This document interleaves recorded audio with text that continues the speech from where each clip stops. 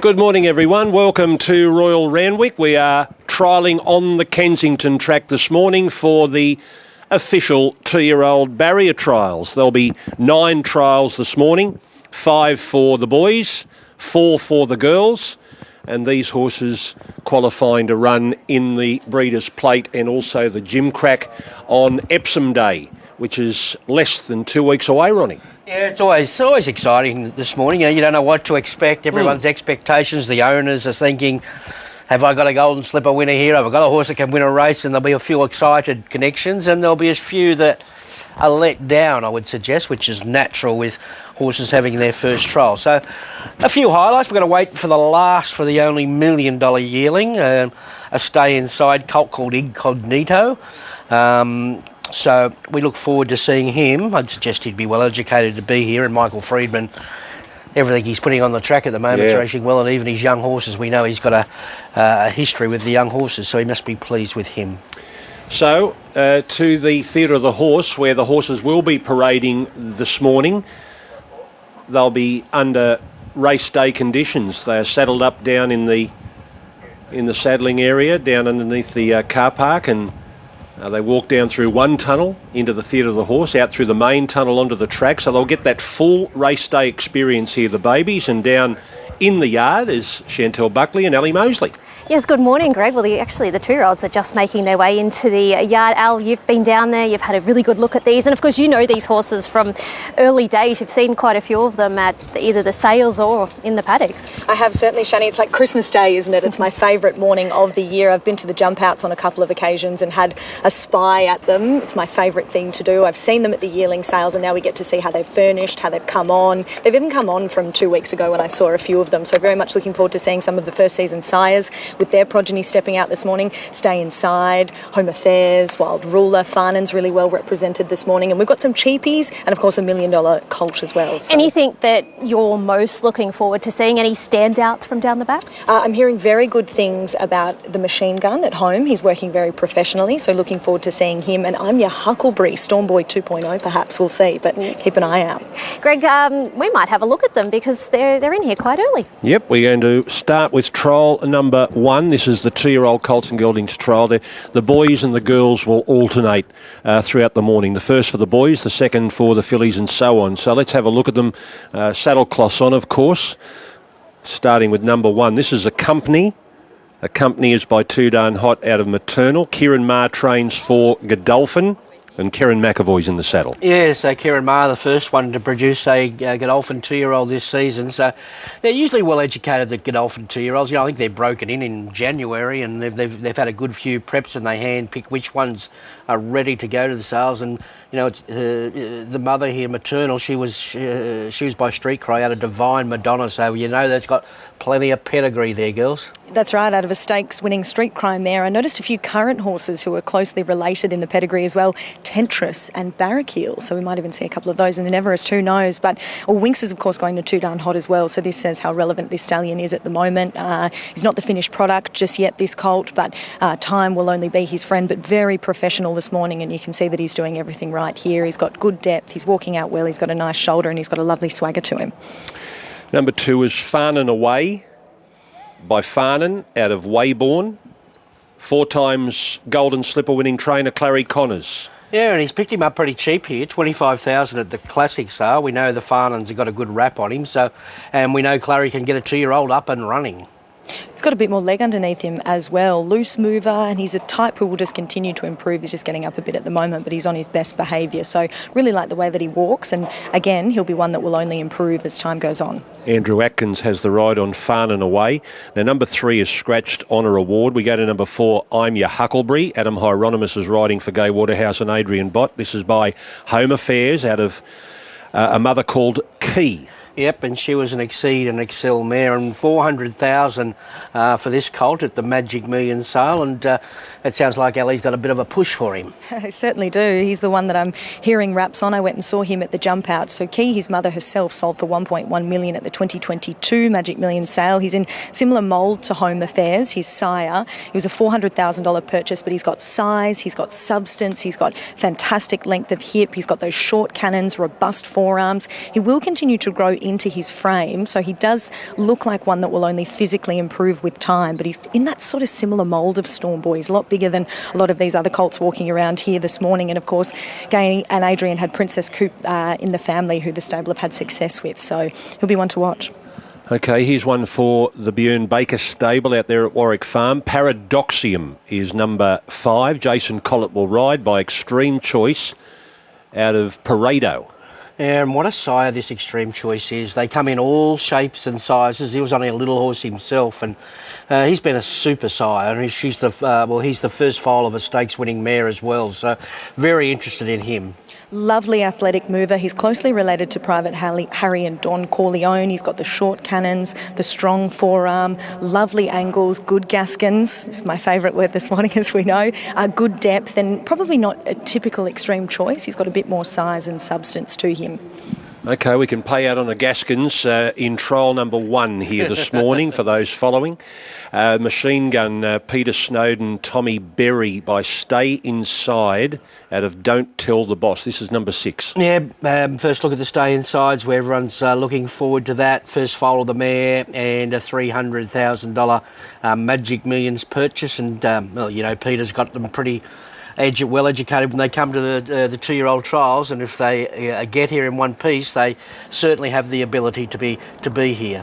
Stay Inside, first season sire, best represented this morning, and what I'm hearing around the track is that they've got really good brains on them, which is what, of course, you need for an early 2-year-old. This guy's no different. The team tell me that he works well at home with the Fillies as well. He's not really colty. This is actually his first preparation at Randwick, but he just keeps stepping up to the mark. He's beautiful to ride. He moves around here well.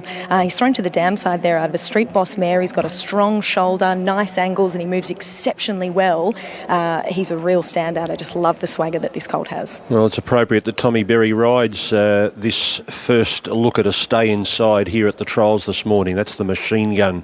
And 7 is Whip Cracker.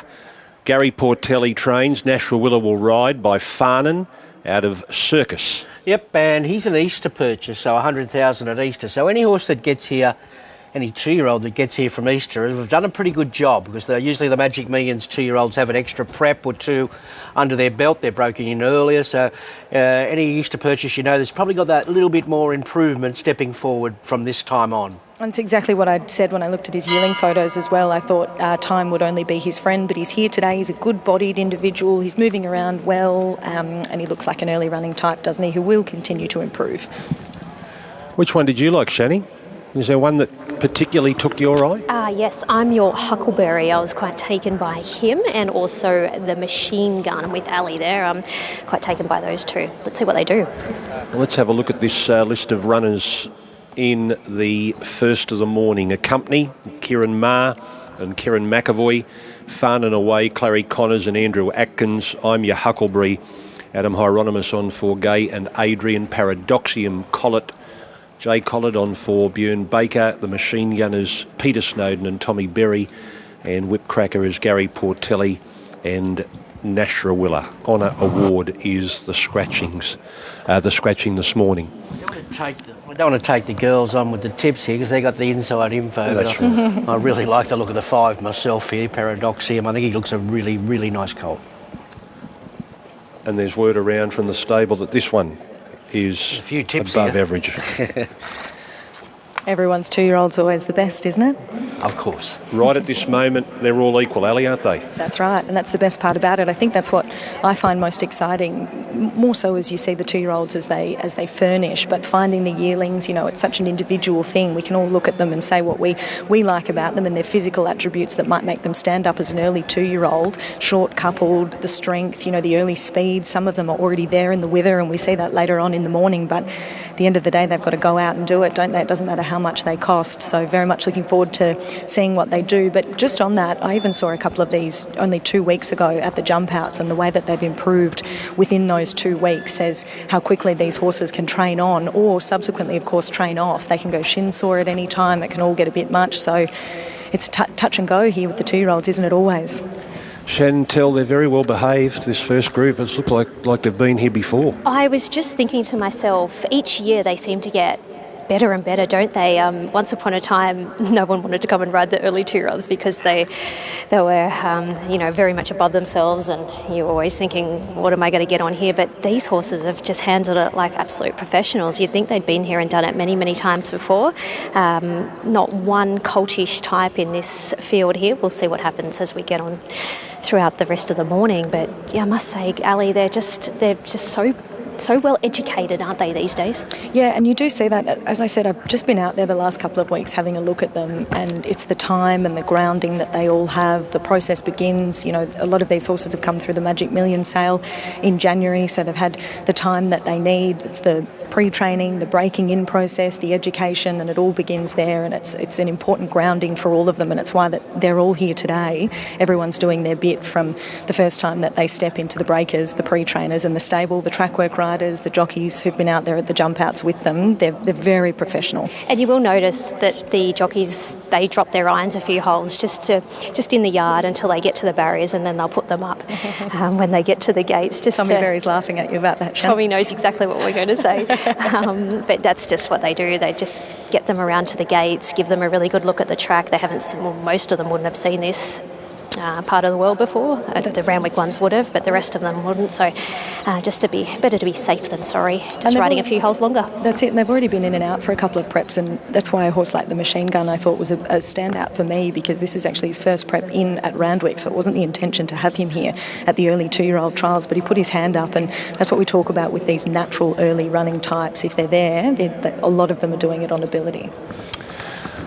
Well, the new era of Godolphin starts this morning, Ronnie. We've seen the handovers from James Cummings to other trainers, and they've got off to a flying start with horses like Pericles and also Tempted winning Group 2 races. But now we get to see the trainers kicking off for the first time in their career, Godolphin youngsters. And Kieran Maher will send out a couple this morning. Gary Portelli will send out a couple. Anthony and Sam Friedman, who have been with Darley and Godolphin for a number of years. But now it's the new era about to begin, with the babies finding new homes other than the James Cummings established Godolphin, which is a different scenario for that organisation.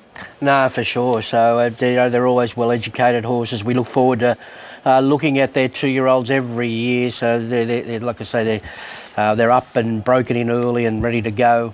And you'll find with these 2-year-old trials, it can be an advantage drawing in close. A lot of the winners come up the inside, and you think there's a bias there, but it's just as natural, these 2-year-olds, when they find a rail to guide them, which they're educated on, they go a little bit better. And sometimes the horse is drawn a little bit wide, can be a little shy, and have got improvement to come. So I think that's all that is probably got to be taken into account when you're doing your post form on the trials, looking at the replays and whatever. You can pick little things like that up.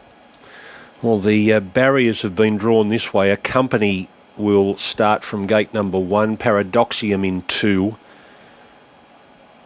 In 2. Then you've got... I'm Your Huckleberry in 3, Machine Gun in 4, Whipcracker in 5, and Farn and Away in 6. So a company here will jump from the rails. Number 1 Saddlecloth, and also Barrier 1. That's I'm Your Huckleberry. Gay Waterhouse and Adrian Bott. Gay and Adrian. Gay particularly having this remarkable Golden Slipper success, Breeders' Plate success, and finally they won a Gym Crack. I'm Your Huckleberry in those Throsby colours. It's owned by Kiora. T. Gorgovsky, AJ Bott, Throsby Racing, and Griggs Thoroughbreds, and it races in the Throsby colours. Yeah, although they may have with another emblem on it. I think they've put a little bit of someone else's colours there. Their yellow starburst there. So that whether that's involved with one of the other connections, they've put their heads together with a different set of colours, but combination of 2, I'd suggest. Which you see a lot now with a lot of the syndicates getting their heads together at the sales, and everyone likes to have their colours, so they have to get a new set and they use a bit of both, half of both.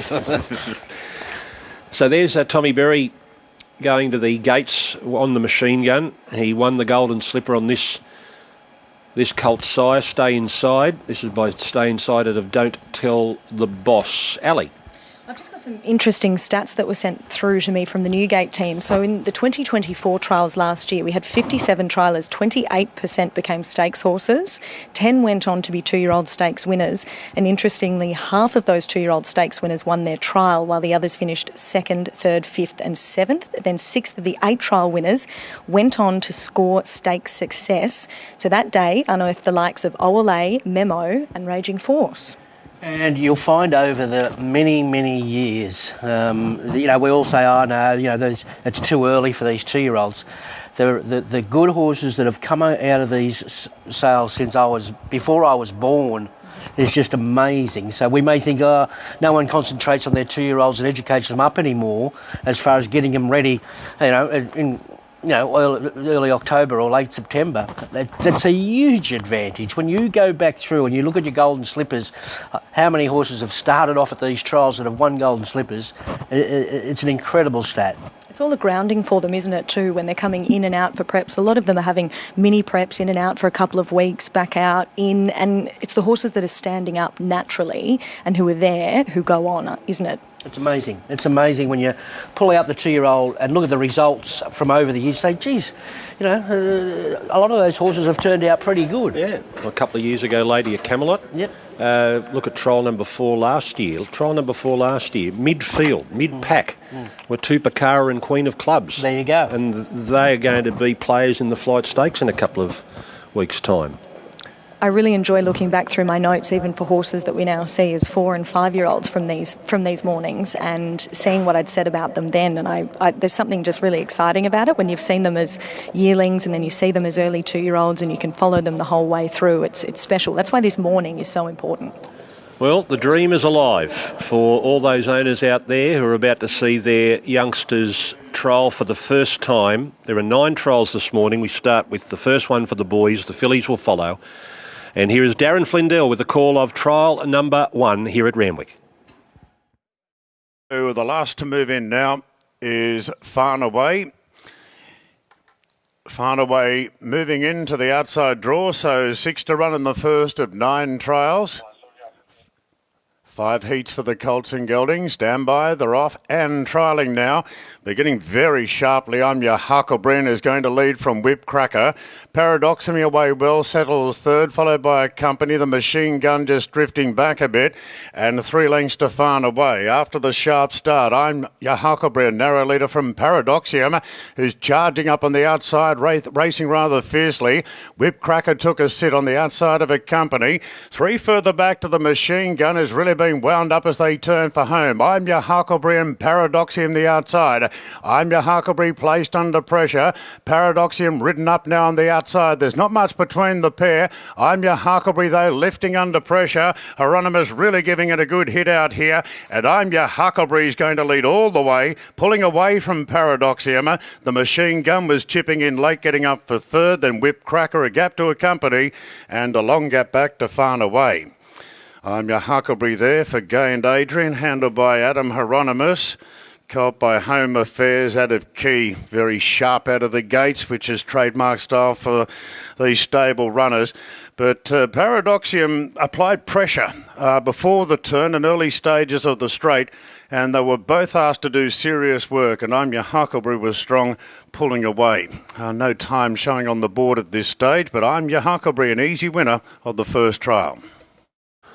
All right, we'll get that time as soon as it comes up. It wasn't there on the big board. Number 4, I'm Your Huckleberry. Gay Waterhouse and Adrian Bott win the opening trial under Adam Hieronymus by Home Affairs out of Key, leading all the way, beating the horse that sat outside it, Paradoxium, Björn Baker and Jason Collett by Extreme Choice out of Pareto. And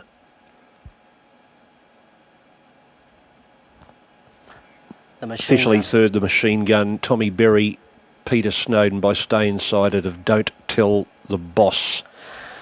And look at that there, Gay Waterhouse. She knows how important these 2-year-old trials are. And she has, I'd say, the Breeders' Plate favourite already there at this stage of the day. And he may hold favouritism after that. He looks a real little natural. Here's Chantelle. Adrian, Dufficy looks a real natural, and doesn't he? Yeah, he really is. Very professional type mentally, and yeah, he's got the physical attributes to go with it as well. From day one, has he always shown you something? Yeah, he has been. We've been able to sort of break him in nice and early, and sort of really have that education, a few preparations through the stable, and he's had a really good grounding coming here today. But he's always put his hand up to be an early contender. Good size about him. Yeah, plenty of strength. So I think he'll improve nicely off that hit out. There was a lot to like the manner in which he did it is just very professional. Showed the natural speed, the pressure applied to him. But I like the way that he absorbed that pressure. He seemed lovely and settled still throughout the trial. And when Adam asked him to quicken, there was a nice response there, particularly late. All going well, he'll line up in Saturday week. Yeah, that's sort of the program we've followed over the previous years, which we've been able to be successful with. So he'll stick on that path, and hopefully see him line up in the breeders. Thanks, Adrian. Thanks very much. Okay, well, they've won the last two Breeders' Plates, Gay and Adrian. King Kirk last year, who we unfortunately lost. Espionage the year before. And then we go back to Gay on her own with, prior to those two, we go back to Vancouver, Law, Whittington and Piero. They all won Breeders' Plates in a row, 4 in a row for Gay, and you go right back to Sparks. She's got a tremendous record in that Breeders' Plate, but she and Adrian are going for 3 in a row. Now, that time, Ronnie, we'll just double check it, but I believe it's 49.54 and home in 33.28. Can the guys in the truck just confirm that for me? 49.54, 33.28. Or if Chantelle can see that out the front. 49.54, 33.28, 2.5 by 3 3/4. Yep, that's what's on the screen yep, there. That's official. So that's pretty sharp. Slick. Yeah, just really rushed home there, didn't they? So it'll be interesting. We can start lining up for the next 8 trials now and dissect it all. Just for what it's worth, that opening trial last year, and we probably have similar conditions, they went 49.11 and home in 33.75. Okay. So and it was a very similar conditions on a good 4 and a sunny day like this. But that's the standard set so far. 49.54, 33.28 in the opening trial here today. Now we turn our attention to the Fillies, and they are in the Theatre of the Horse for trial number 2. We start with Acra Hope, Lee and Cherie Curtis, Jeff Penzer by Acrobat out of She Brings Hope. Yep, and they paid $90,000 for her at the Magic Million sale. Her mother won 4 races, so she's a lovely laid-back little thing. She is. She's been very professional since she stepped into the yard. Acrobat only had 1 start and broke the track record at Randwick, so it doesn't surprise me to see his progeny here today. She has plenty to like physically. She's got size, strength, fantastic length throughout, and she really levels out when she strides around. She's so laid back at the moment. She's almost switched off. You can see her. She's been very docile since she walked into the yard. I think she's a great purchase there from Magic Millions at $90,000 in book 2. Number 2 is Gonda Gowings, a real punter's tale. Gonda Gowings. We don't wish that on any of the owners sending one out today, but Singo has named this one Gonda Gowings by Farnan out of Devout Heiress. Nashrawilla will ride for Clary Connors. Yep, lovely attitude about it. $260,000 Magic Millions purchase, and her mother was an American mare. Lovely little head on her, but she looks more like a colt than a filly, actually. She's naturally very muscular, low set, which we always like to see for an early 2-year-old. I'm very much looking forward to seeing her, and she's got good strength through her chest. She's got good hocks, but she's got all those attributes that you like from the early 2-year-old short coupled.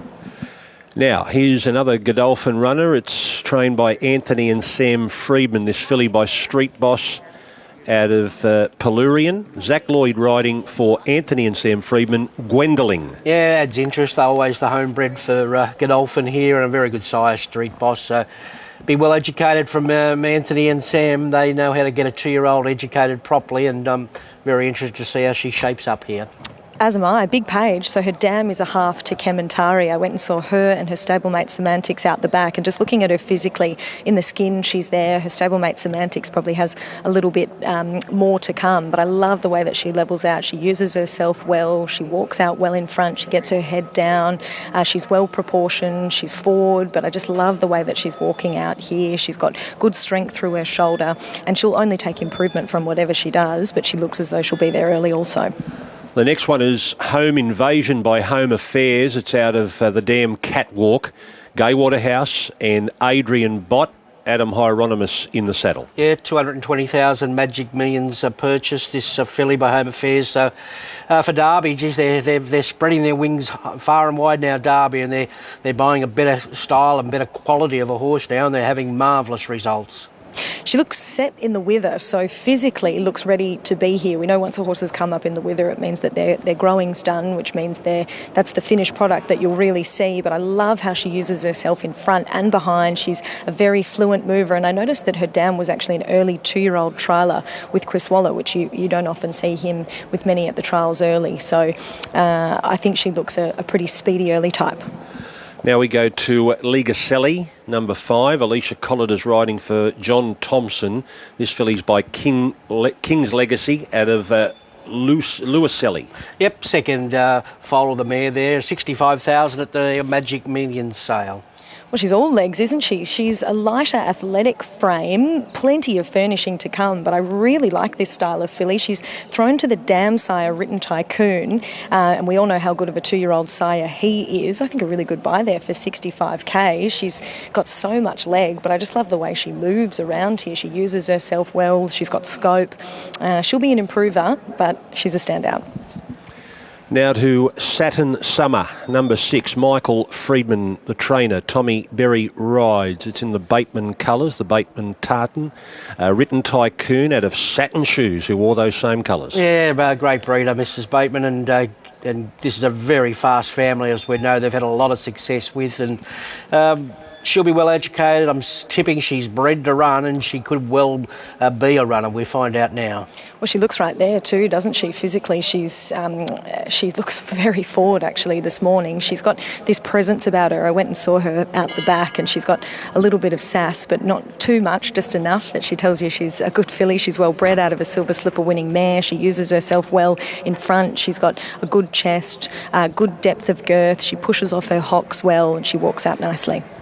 Here's the second Derby racing runner. This is Shade. Dylan Gibbons will wear the yellow and blue striped cap, whereas Hieronymus is riding in just a white cap on Home Invasion, their other runner. Shade is trained by Bjorn Baker, by All Too Hard out of Colour Drops. Yep, and Derby with a cheapie now. With this one, only 30,000 for this filly, with plenty of, I think, excited owners waiting to see what she can do here. Well, just outside of her physical attributes, she's presented in lovely order this morning. She looks like she could go to the races tomorrow. She's got dapples through her coat. Her summer coat's already there. She looks pretty wound up. She does have the earmuffs on, but they're keeping her settled at the moment. She's out of a sibling to Concordia Win. She's a lovely shaped filly. She uses herself well both in front and behind. She's really levelling out as she walks. She's very wide in the hocks, which is what you always like to see, where their power comes from. And she's actually a bit more feminine than a typical All Too Hard. And number 8 is Together Strong. Reece Jones is riding for Tommy Wong. Yeah, Tommy Trapeze Wong. artist out of Catch You Later. Yeah, Tommy's got had a couple of 2-year-olds. One was scratched earlier, but he's got a few here today. Obviously, they've found a very good client in Mathland here, so let's hope they have some success with their horses, because there's a couple of well-bred types here, and this one out of the classic sale for 50,000. And related to Estajab and Remark is she pushes off those hocks well, just as our jockey gets legged aboard. She's got short back, strong front, and being a 1st of August foal, it's no surprise she's already set in the wither that you can see there as well, so she's an earlier foal, but she's got good substance, good depth as well. She's come on actually really nicely since I had a good look at her photos there from the classic sale. So let's have a look at this field. It is 1 Accra Hope, Leon Cherie, Curtis, Jeff Penza, 2 Gone to Gowings, Clary Connors and Nashra Willa. Number 3 is Gwendoling. Zach Lloyd on for Anthony and Sam Friedman. Home Invasion, number 4. Hieronymus riding for Gay and Adrian. Ligaselli, number 5. John Thompson and Alicia Collett. Satin Summer, Michael Friedman and Tommy Berry. Shade, Björn Baker and Dylan Gibbons. And Together Strong, Tommy Wong and Reece Jones. They're just going out through the tunnel now. We'll take a quick break and we'll pick them up out onto the course proper in a moment as the Fillies head out for trial number 2 of the morning.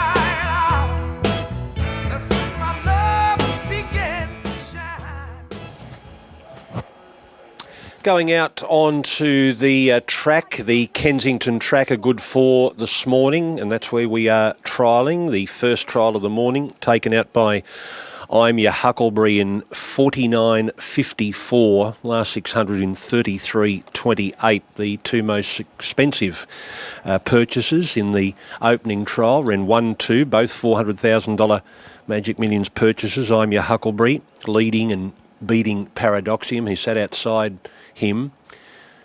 So they ran first and second, and Machine Gun, a $300,000 purchase, ran third. So it was Gain Adrian beating Björn Baker and Peter Snowden in the opening trial. And as they head to the gates here, we've got Accra Hope, filly by Acrobat, Gonda Gowings by Farnan, Gwendolyn by Street Boss, Home Affairs, the sire of Home Invasion, King's Legacy, the sire of Legacelli, Satin Summer by Written Tycoon, Shade by All Too Hard, and Together Strong by Trapeze Artist. And that is Shade in the striped cap, Dylan Gibbons on the inside of Together Strong, Reece Jones, the other Derby runner wearing the white cap, that is Home Invasion. So we saw a couple of smart ones trialling there in the opener, Ronnie. I'm Your Huckleberry, impressive, winning the opening heat. I thought they both went great, first and second there. So I'm Your Huckleberry. We know the stable gets them up and running and educates them early with the Waterhouse Bot factor, and Bjorn's got some really nice well-bred 2-year-olds this season, which he's worked hard at, obviously. He's had a marvellous season, and he's had a lot of confidence at the sales with owners and probably new owners there as well, although that thing in the first was obviously for regular clients there, but it'll be interesting. Who's yelling and screaming at the back? You can tell it's time for the Colts to go out of the track next, because we've got a couple in the Theatre of the Horse letting everyone know that they've arrived. In a big way. The Fillies much quieter over there behind the gates as these jockeys make their final adjustments before going in. As Shani said, a few of the jockeys just lifting those irons now that they're comfortable and they're about to go into the gates. Yeah, well, they have a feel of them going around the barrier. If they're not humping up, okay, I can pull this up 1 or 2 now just to get a feel of them. So I'd say most of these jockeys these days have already galloped or had a ride on these 2-year-olds they've taken. Some wouldn't have, but I think a lot have had a feel of the horses that they're riding at the trials just to get it, know what they're all about. Now, I'm hearing Gonda Gowings has cast a plate and will have to be reshot over there behind the gates. So the rider of Gonda Gowings, Nasruilla, is out of the saddle, and thankfully this filly by Farnan is standing over there nice and quietly while the farrier goes to work. So just a slight delay here with Gonda Gowings having to be replated.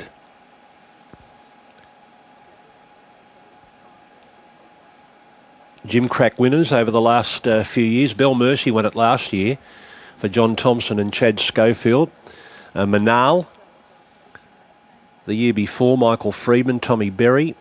Platinum Jubilee for Gain Adrian, Regan Bayliss. We saw a pair of Kieran Maher and David Eustace fillies really light up the track here on this particular morning. They won back-to-back, Jim Cracks, Enthar and Coolangatta. Yeah, they both did light up the trials, and really, they didn't really live right up to expectations later on. No. So that can happen. And sometimes you've got to cash in with, a pretty fast 2-year-old that what you see is what you get. Some train on, some don't. But interesting, they're still worth plenty. If you can win a Jim Crack with a filly, they're worth a lot of money, these running young fillies. As far as breeding, we breed for speed, and everyone loves that 2-year-old speed. And once they win that 2-year-old race, they're worth, no matter what, if they train on or not, they're worth plenty. Clary's won plenty of Jim Cracks. His latest, though, was back in 2008 with our Joan of Arc. He also had Mirror, Segments, Delollies. That's just 4 in the last 20 years or so. And he's got Gonda Gowings here while he waits for his filly to be reshot over there behind the gates, and she's handling things pretty well. Yeah, she is. Don't mind the look of the 2 homebreds here, Gwendolyn and Satin Summer. They both look sharp running types who should trial well.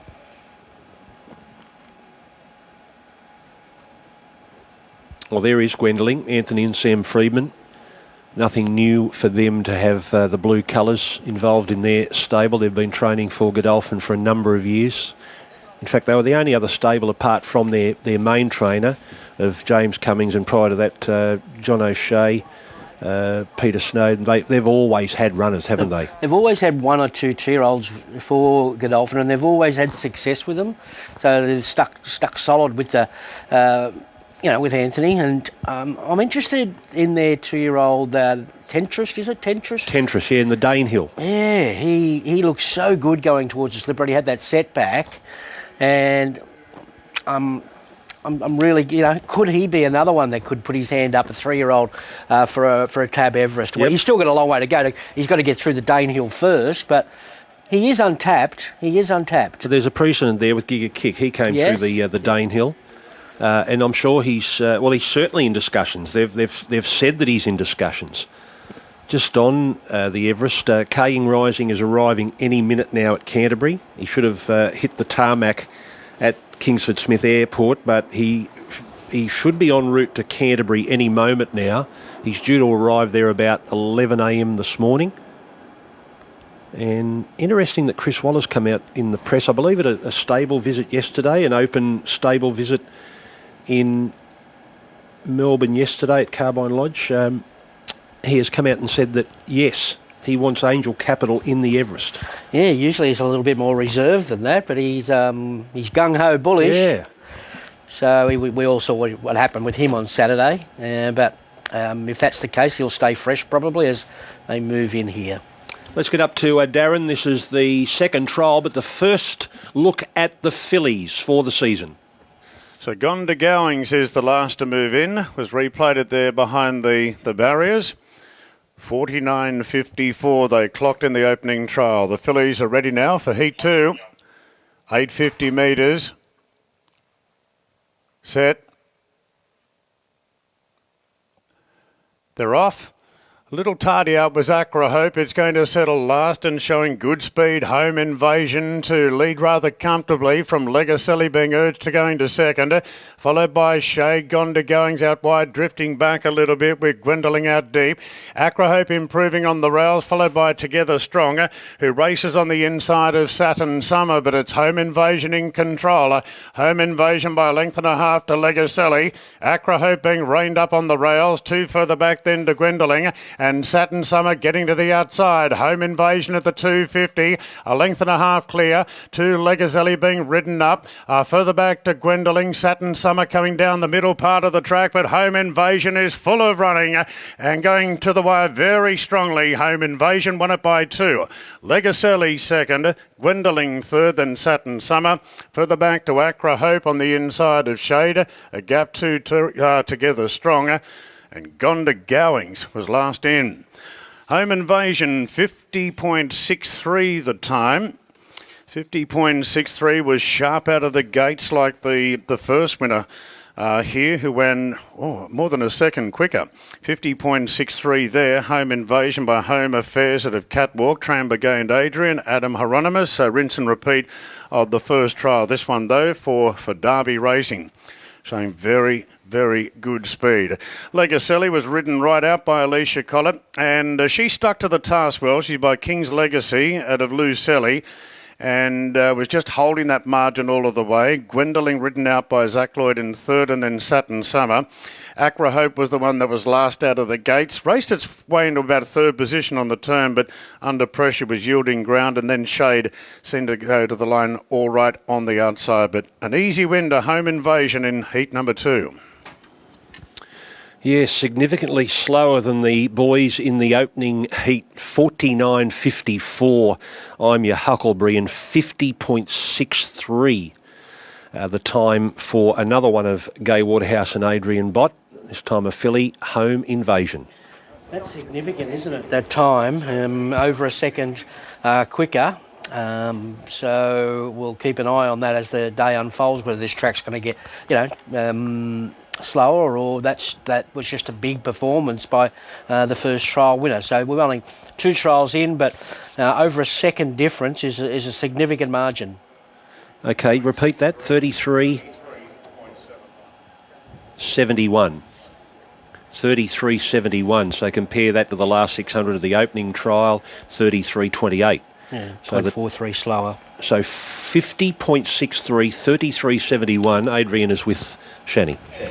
Another nice trial there from one of your fillies, another Home Affairs. Yeah, she's another sharp type, plenty of natural speed there as well. She's did a few things wrong today, so there's a lot of improvement to come off the back of it. I think she's just a little bit above herself today going into that. She just wanted to overdo it and just lay out slightly there throughout. But it was good to see the last furlong. She knuckled down really well, lengthened late and was strong through the line. So as I said, there's a couple of things that she'll be able to iron out before the race. But she's been pretty professional in everything she's done at home. But I'm sure she'll be much better for that experience today. So going through your system, she's always sort of put her hand up?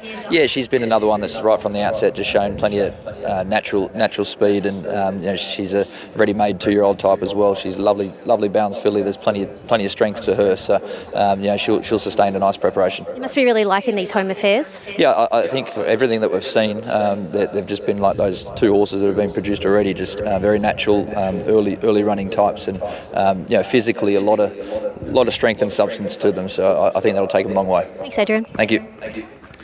So Home Affairs off to a great start. Yes, okay, they'll be writing out the press releases as we speak. They'll be on social media if they're not already there.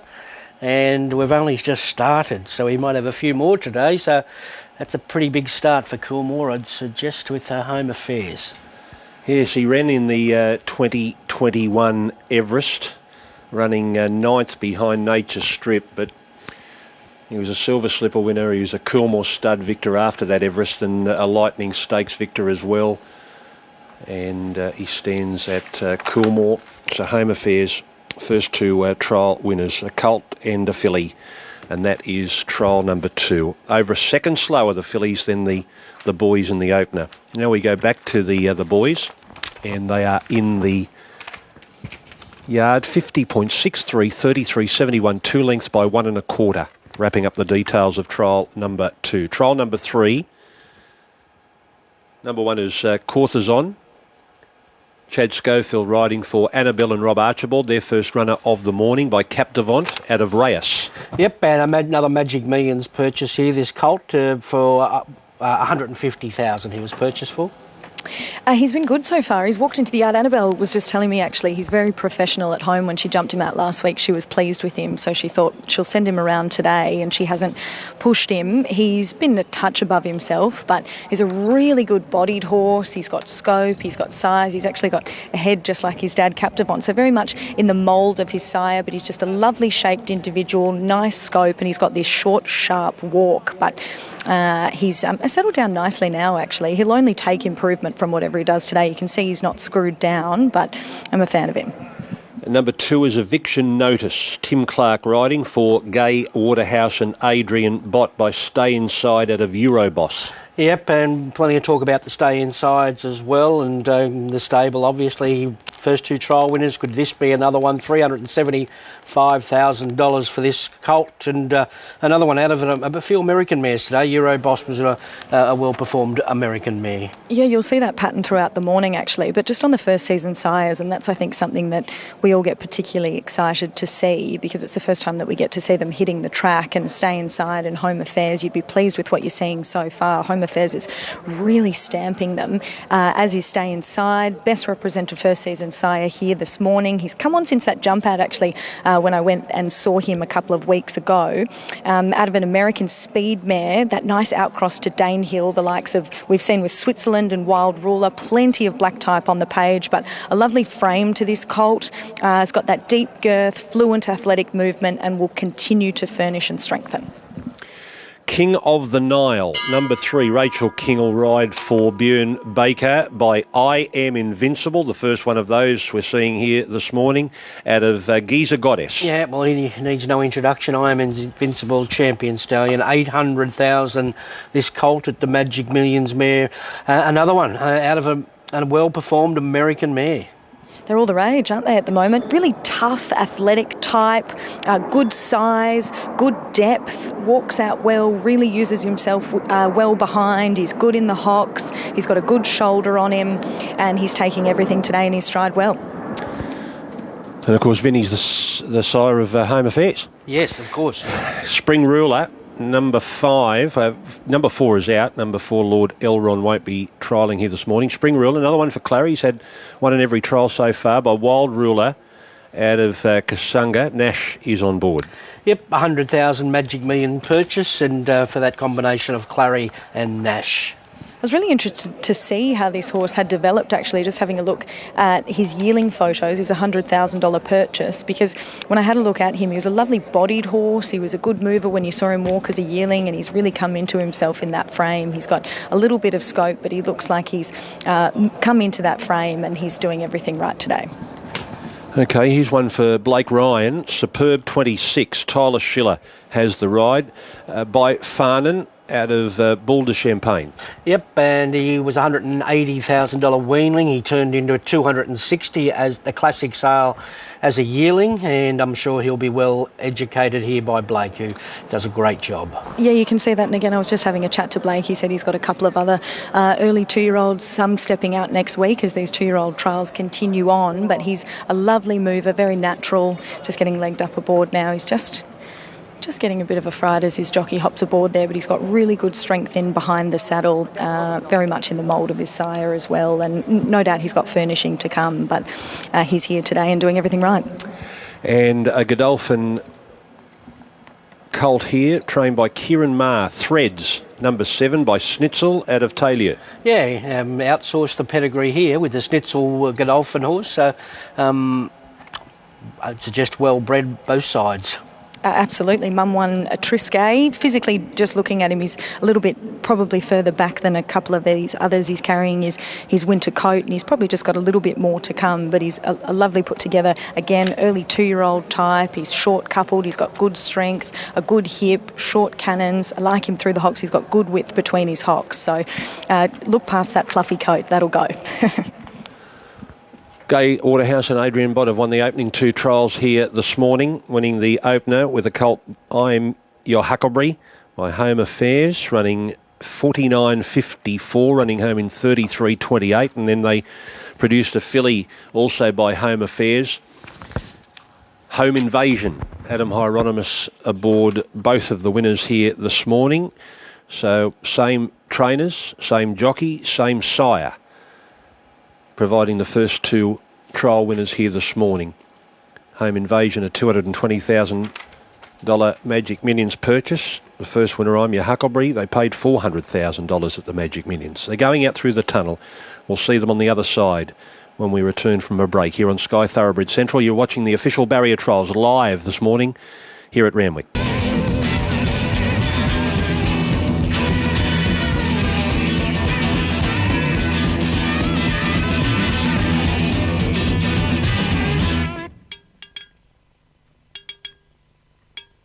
Now when I talked to God, I knew he'd understand. He said, stick by me and I'll be your guiding hand. But don't ask me what I think of you. I might not give the answer that you want me to.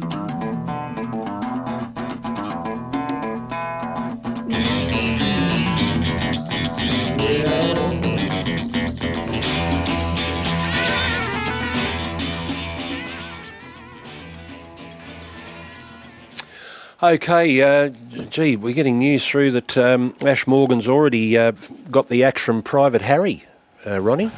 Well, that's a bit Couple mean. of sources. That's a bit mean, I think. You know, what did he do wrong? You know, you can't carry them. Anyway, each to their own.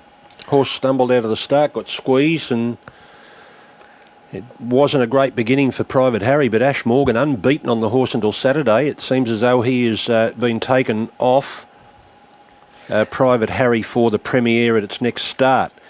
He didn't have a good day Saturday because he had a very good connection with Half Yours, who didn't get a run in the Kingston town and would have stayed here for the Metro if he did. And he went to Melbourne and qualifies himself for the Caulfield Cup. So, look, I don't know if he has a chance of getting on in the Caulfield Cup with Half Yours if Jamie Millam's got another ride. Let's hope so, because you know he's doing a great job. Now, here's some vision of Ka Ying Rising getting on the plane last night, or heading to the plane in Hong Kong. He has arrived in Australia, we believe now, and he will be en route to Canterbury Racecourse to the quarantine centre, but this was him leaving last night. So he spent the last 2 weeks at the quarantine area of Sha Tin. We saw him have a gallop on Friday, just that last gallop before he gets on the plane, and Ronnie, he'll be ready to go. We'll see him in a trial here in a fortnight on October 7 here at Randwick with hopefully a number of other Everest runners. Maybe Jolie Starr, who's going to go into the race without another run. She might even be in that trial as well. But he is on his way now. Yep, and he's already treated like a rock star, and I'm sure that'll continue when he arrives in town, if he already hasn't in the next hour or so. So they're over behind the gates here for trial number 3. Now we've got Quarters on Chad Schofield and Annabelle and Rob Archibald. Gay and Adrian have won the first 2 trials, have eviction notice. Tim Clark, King of the Nile is Bjorn Baker and Rachel King. Spring Ruler is Clary Connors and Nashra Willer. Superb 26, Blake Ryan and Tyler Schiller. And Threads is Kieran Maher and Karen McAvoy. And that is the Bjorn Baker runner, King of the Nile, with Rachel King on board, an $800,000 Magic Millions purchase and the most expensive buy in this field. In comes eviction notice. So let's get up to Darren Flindell for the boys trialling in trial number 3. Hong Kong there last night. They had substantial rain yesterday, which saw the last couple of races called off, and I see Happy Valley races this Wednesday have already been called off with a typhoon incoming there. Lord Elron's the one scratching for the third heat here, and they're moving in well. 6 of them. Spring Ruler getting set. And that Spring Ruler going forward now in the black and red stripes. Quarters on is next in the queue. Chad Schofield teaming up with Annabelle and Rob Archibald. And Blake Ryan's runner here is Superb 26. Gay and Adrian have won the first 2 trials. I'm Your Huckleberry and fast time in the opener, 49.54, and Home Invasion leading all the way, 50.63 in the previous. Locked and loaded now for Heat 3. There's the light. 6 to run. Ready? The Colts are off. Oh, a patchy start, but eviction notice bounded out of the gates with great enthusiasm and is going to lead from Spring Ruler. Threads goes to third from King of the Nile, Superb 26, and the last one is Quarters on. This is going fast, eviction notice by 4 lengths on Spring Ruler. Then Threads tucked away on the inside of King of the Nile, Cortisone, and then last of all on the outside is Superb 26, but into the straight, and Eviction Notice keeps up the gallop in the hands of Clark. 6 lengths clear. King of the Nile being sooled up, giving chase, and a gap back to Threads going to third. Eviction Notice is well clear inside the 150, had to run some time, and the stay inside Colt is going to tear them apart.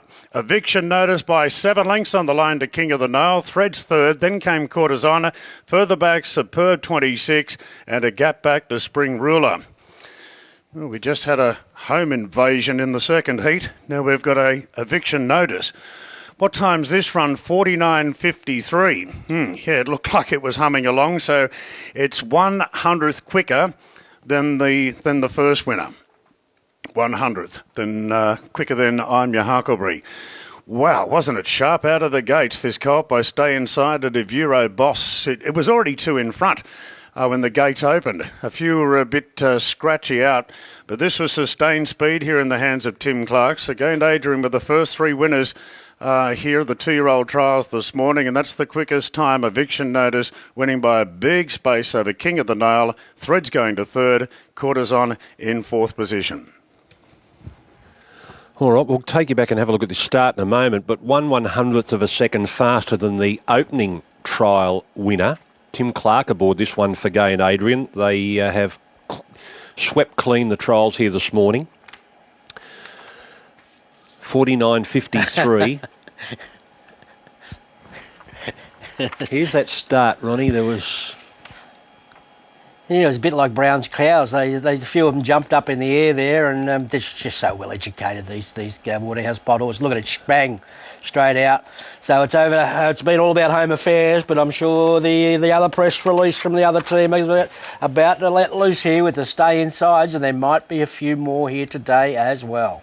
Yes, standing at Newgate, the Golden Slipper winner produces a trial winner here in a fastest time of this morning, just 49.53. The first trial winner, 49.54. Eviction Notice by Stay Inside of Euro Boss, $375,000 Magic Millions purchase. And Adrian Bott for the 3rd time this morning, Shani. You're sick of talking to me. Adrian, another really sharp colt. Yeah, Tim went out with a bit of intent there today. Wanted to make sure he's a horse that's shown plenty of natural talent at home, and he's just done everything so easy for us all the way throughout his preparation. So just wanted to place him under that little bit more pressure today and just sort of teach him what it's all about, which he was able to do, and I like the way he responded. So yeah, really encouraging signs. Is there much of a difference between him and I'm Your Huckleberry? No, look, they've been very similar horses all the way through, and as I said, they're 2 colts that have always just been very, very natural. They've done their work very easily at home, and we wanted to see what they were like under that little bit more pressure today and being tested. So I thought they've both responded really well. Hard to split them, but they're both lovely types that you'd think show some nice improvement off the back of today. I noticed some of the Colts syndicates, they were rather pleased after that. Yeah, no doubt. Obviously, sort of some young sires there coming through that are important for the industry to have those young promising horses, and both of them, particularly Stay Inside, as we've seen there, looks to be a really promising start. How many Stay Insides do you have? We've got 3 actually trialling here today. I think that's a very good indication in itself. I think we may have upwards of 10 in the stable, but they've all been fantastic attitudes to deal with, and you've seen them here today. Their constitution, their professionalism. It's been very easy to deal with. Thank you. Thanks very much. He stands for 66,000 at Newgate, and on their website, Newgate, they say his first 2-year-olds are in the stable of Waterhouse and Bott, Chris Waller, Anthony and Sam Freedman, Neesham and Archibald, Kieran Maher, Michael Freedman, Bjorn Baker. They've all got a piece of him. Yeah. And we got the, I think the $1 million horse in the last is a Stay Inside as well. The only $1 million yearling here today. Yep. 49.53, so a bare fraction quicker than the opening trial, but the 33.19, Ronnie. Yeah, he's a real athlete, wasn't he? He was just so well educated. He was so focused, and look at him there. He's nice horse. So we've seen a couple of beauties so far. All from the one stable, though. If he heads to the Breeders' Plate, it'll be hard to head him the way he bounced out of those gates. Yeah, he was well, like a rabbit. the first was pretty good as well. It'll all come down to their barrier draw, I'd suggest, looking at their times, where they draw on a breeder's plate. So that's usually important when they run similar times to that and they've got the speed. You know, who knows? We might get something faster later on. We're only 3 in. We're only 3 in and we're already getting excited. Here's the fillies. We go back to the fillies in the yard right now as they parade over the Theatre of the Horse, and we've got Ignition Code, Gay Waterhouse and Adrian Bott. Can they do it again? It's by Stay Inside. Out of Isa Rocket, Rachel King has the ride. Yeah, Isa Rocket was a Fastnet rock mare. They paid $380,000 for her at the Magic Million sale. Good to see those colours. I haven't seen them for a while, so good to see those colours. Yeah, the Henderson colours. Yeah, Desperado. Sure. Yep, my word, they've been great clients with Gay in the past, and here they are with first time I've seen them for a while. Just on the Colts as well, such different physicals between your Huckleberry and our previous trial winner, so it'll be really interesting to see how they come on from that. Your Huckleberry actually looks like it's all coming up before him, and he'll furnish into a lovely 3-year-old as well, so always something to take note of. Big Ignition Code here, another Stay Inside, family of Angelic, who go and Adrian trained, going the right way, but certainly has scope and getting there on raw ability. This was another girl that I saw a couple of weeks ago at the jump outs. Nice athletic bodied horse, good overreach, lovely and strong through the hocks. Number 2 is Magic Storm. It's trained by Denham Winan at Wyong. Cool as a Beal is the sire. Refer is the dam, and a Roper, who's had good success for Denham, will ride Magic Storm. Yep, she's a Magic Million, $50,000 filly. It's good to see Denham with a 2-year-old. You know, it's hard to build a stable just on a few tried horses, so she's got support with a few yearlings as well, and to get them here at the early trials is a feather in a cap. Couldn't agree more, and she's got this filly turned out in impeccable order. Of course, on the stallion, Cool as a Beal, he had a stellar season with Cool Archie, the highlight. So not only was he an early 2-year-old, he was there at the Magic Millions Classic Day, but of course he then went on to win a JJ. He does a great job with limited mares. Very typical of the sire is this filly. Good forearm, nice-bodied horse, and plenty of substance. Here's number 3, Mayflower, Michael Friedman, by Capitalist out of Harlem River. Tommy Berry will ride Mayflower. Yeah, good family, that Harlem River family, good producing family, all down each dam. So $360,000 for her, for James Harron, and obviously Michael Friedman and Tommy Berry. Great combination, the trio of them. Oh, she just looks a fast filly. She is a half-sister to Harlem Queen. She tracks through well, and we've talked a lot about horses being ready-made 2-year-olds. Some are doing it naturally, some just look like they're there as ready-made, and that's exactly her. She levels out well when she walks. She's well balanced. She's got lovely dark points, a strong forearm, and she really moves well. So I like her. Here is one in the Crestfield colours for Bjorn Baker, Modernist. Winona Costin rides by All Too Hard out of Modernity. Yep, and they thought enough of her to protect her through the Magic Million sale where she passed in. So here she is at the first 2-year-old trial. So let's see what she's got to offer. Yeah, they've elected to retain her and race her. She's got that trademark All Too Hard head. She's a big, roomy filly. She's got lovely big ears as well. You can't really see them at the moment with the earmuffs on, but if you look at her yearling photos, you can, and we always like big ears on fillies. She'll continue to improve, obviously, as she grows into her frame, but she's going the right way. Any thoughts on big ears, Ronnie? Big ears, yeah. Some people like big ears at the sales. That's quite common. It's right up there with the Gaskins. It reminds me of Ears Ronnie. Ears Ronnie.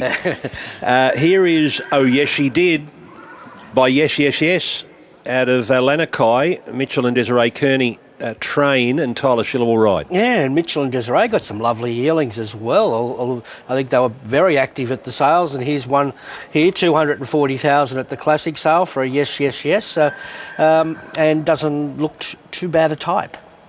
Just having a look at Modernist. Winona's about to hop aboard. She's just having a little look around at the moment. So first one this morning, Ellie, really? Yeah, first one. And even then, she's fine, really. She was took a bit of a fright. But there is a lot going on, and we've got a big crowd here this morning, which is fantastic, I must admit. But she's fine now that Winona's hopped aboard and she heads out. Oh, yes, she did. Lovely athletic individual, fantastic length throughout, and should continue to improve into her frame here as well. She's a class filly. Next is Sumac. Lee and Cherie Curtis, Jeff Penzer by Farnan out of Banderspice. Yeah, looks a strong filly as well, 110,000 for her. Mother won 7 races, so well performed there on that dam side. She's flashy too, isn't she? Having seen her as a yearling, she was a $110,000 purchase there at the Magic Millions Gold Coast sale. She's furnished beautifully. She's a good size Farnan filly. She has good depth. She's got substance, which is of course a typical attribute that you want of a 2-year-old, and she moves along the ground well. I like how she's improved since her yearling days as well. And here's one in Neville Begg's colours, Yvonne's Joy, Kerra McAvoy riding for John Thompson by Written By It of Ruby Flow. Yeah, and we know those colours well over the years, don't we, the Neville Begg colours. So, this will be a story if she can come out and win the trial. $600 online. I think maybe protected by Neville. He may have bred her and just put her through that dispersal sale there with a lot of the written buys, but just bought her back with probably no one else wanting to buy her. Well, I was really looking forward to seeing her. I went and had a look at her photo there on English Digital, and to see how she's come on is a credit to the team and the way that they have her turned out today. Her dam is a half to dirty work, but you can never go wrong with a $600 purchase, can you? And of course by Written By, who's obviously a Blue Diamond winner. She actually has quite a bit of size and substance, and she's grown up a bit too since that photo that I had a look at. Dirty work. Didn't you tip it to beat Classic Legend one day? Stop reminding me. Shani, any comments on those fillies, seeing them walk around there as they head out onto the Kensington track? Yes, I actually don't mind Sumac, actually. Ali did touch on that. She saw her early days and she's really grown and furnished into quite a nice filly. She's got a lot of size about her. She's very flashy, the 4 white socks, the big boldy face. So she caught my eye. Mayflower, I didn't mind her as well from here. She stood out for all the right reasons. Ignition Code was another one that you could definitely follow out of today's trials, provided she trials well. But there was some nice classy looking at fillies in that one, I thought. It's been a good morning so far. I wasn't sure what to make of the session coming out here. I wasn't sure if we didn't find any real standouts, but I must say, Ali, I'm quite taken by some of these, as you would be. Absolutely, and we've talked about it ad nauseum this morning, but you can look at the $1 million top lots and physically it's very hard to fault them, as you would expect, but to see $600 purchases here who are up and running and doing everything right as early 2-year-olds is a credit to the team, and it suggests that realistically anyone can be in it to win it with those early 2-year-old races. The Golden Slipper dream can be alive. Well, I think people think these days you've got to pay $1 million for a horse to get a good one, but there are a lot of cheapies going around here today, which just, as you said, goes to show that you don't need to spend all that money. You just need to find the right horse, and you may not have to pay the big bucks for them. And what I've really enjoyed seeing as well, Shani, is the first season sires Stay Inside and Home Affairs are certainly making their presence felt this morning. On Home Affairs, I think he had the highest priced yearling ever sold through a Magic Million sale for $3.2 million. So there's a reason he's stamping them. They've got good brains on them. They're up and running early. They're doing everything naturally. I saw a lot of them at the jump outs in the last couple of weeks, and everyone was talking about Home Affairs and Stay Inside. So where there's smoke, there's fire, but it's the faith that you put in them early days when you go to your first season sires, and then to watch them progress into seeing them this morning. That's why I think it's the most exciting of all. And I know that we talk about early 2-year-olds and whether they're as popular as they were. I think they're as popular as ever. Perhaps, we see a lot more in the next couple of weeks, but to see them all this morning and how they've progressed, and horses that we've seen racing, they've got their first starters here this morning is the most exciting part of it all. So I'm assuming that Home Affairs and Stay Inside, they're definitely the ones that you're really keeping an eye on. I think so. I actually loved the trial of the Machine Gun this morning as well, and he was just such a natural horse, and he didn't have the rail to follow either, but credit to all of them this morning. They're all turned out in beautiful order and they're all on their best behaviour. Yes, Home Affairs standing for $82,500 at Coolmore. Yearling sold for $3.2 million, another one for $3 million, another one for just over $1 million, and others in the high 100,000s. $82,500 he stands for at Coolmore, and the other winning sire this morning, Stay Inside at Newgate, he stands for $66,000. We're arriving at the start here. So Ignition Code, Waterhouse and Bott, can they make it 4 in a row this morning and make it 2 Colts, 2 Fillies? They've got Ignition Code, Rachel King on board in the brown colours. Magic Storm for Denham Winan, Anna Roper. Mayflower is Michael Freedman and Tommy Berry. Modernist, Bjorn Baker and Winona Costin. Oh, yes, she did. Tyler Schiller for Mitchell and Desiree Kearney. Sumac, Lee and Cherie Curtis, Jeff Penzer on board, and Yvonne's Joy, Kira McAvoy for John Thompson. So the size involved here: Ignition Codes by Stay Inside, Magic Storm by Cool as a Beal, Mayflower by Capitalist, Modernist by All Too Hard, Oh Yes She Did by Yes Yes Yes, Farnan, the sire of Sumac, and written by the sire of Yvonne's Joy. These fillies arriving at the gates for trial number 4. I remember At the gates. when I was a kid, we used to be run, the 2-year-old trials used to be run of a Sunday, and they promoted it to be a family day, and we'd have 22 trials here one day, and there'd be about 10 or 15,000 people here. It used to be a huge event. Back when you, like I say, when you had a lot of 2-year-olds around, and there's probably no live TV to watch the 2-year-old trials, but they'd get a crowd. And surely there was a bookie in the back of the grandstand. I'm sure there was something there, but there was a lot of buck jumpers there. They weren't as well educated as they are these days, that's for sure. Here they go, lading up for the 4th trial of the morning, the second heat for the fillies, the first of the fillies. Home Invasion won heat number 2 in 50.63. Well over a second slower than the Colts have gone. The Colts almost identical times. I'm Your Huckleberry 49.54 in the first trial, and then we saw Eviction Notice run 49.53, 100th faster.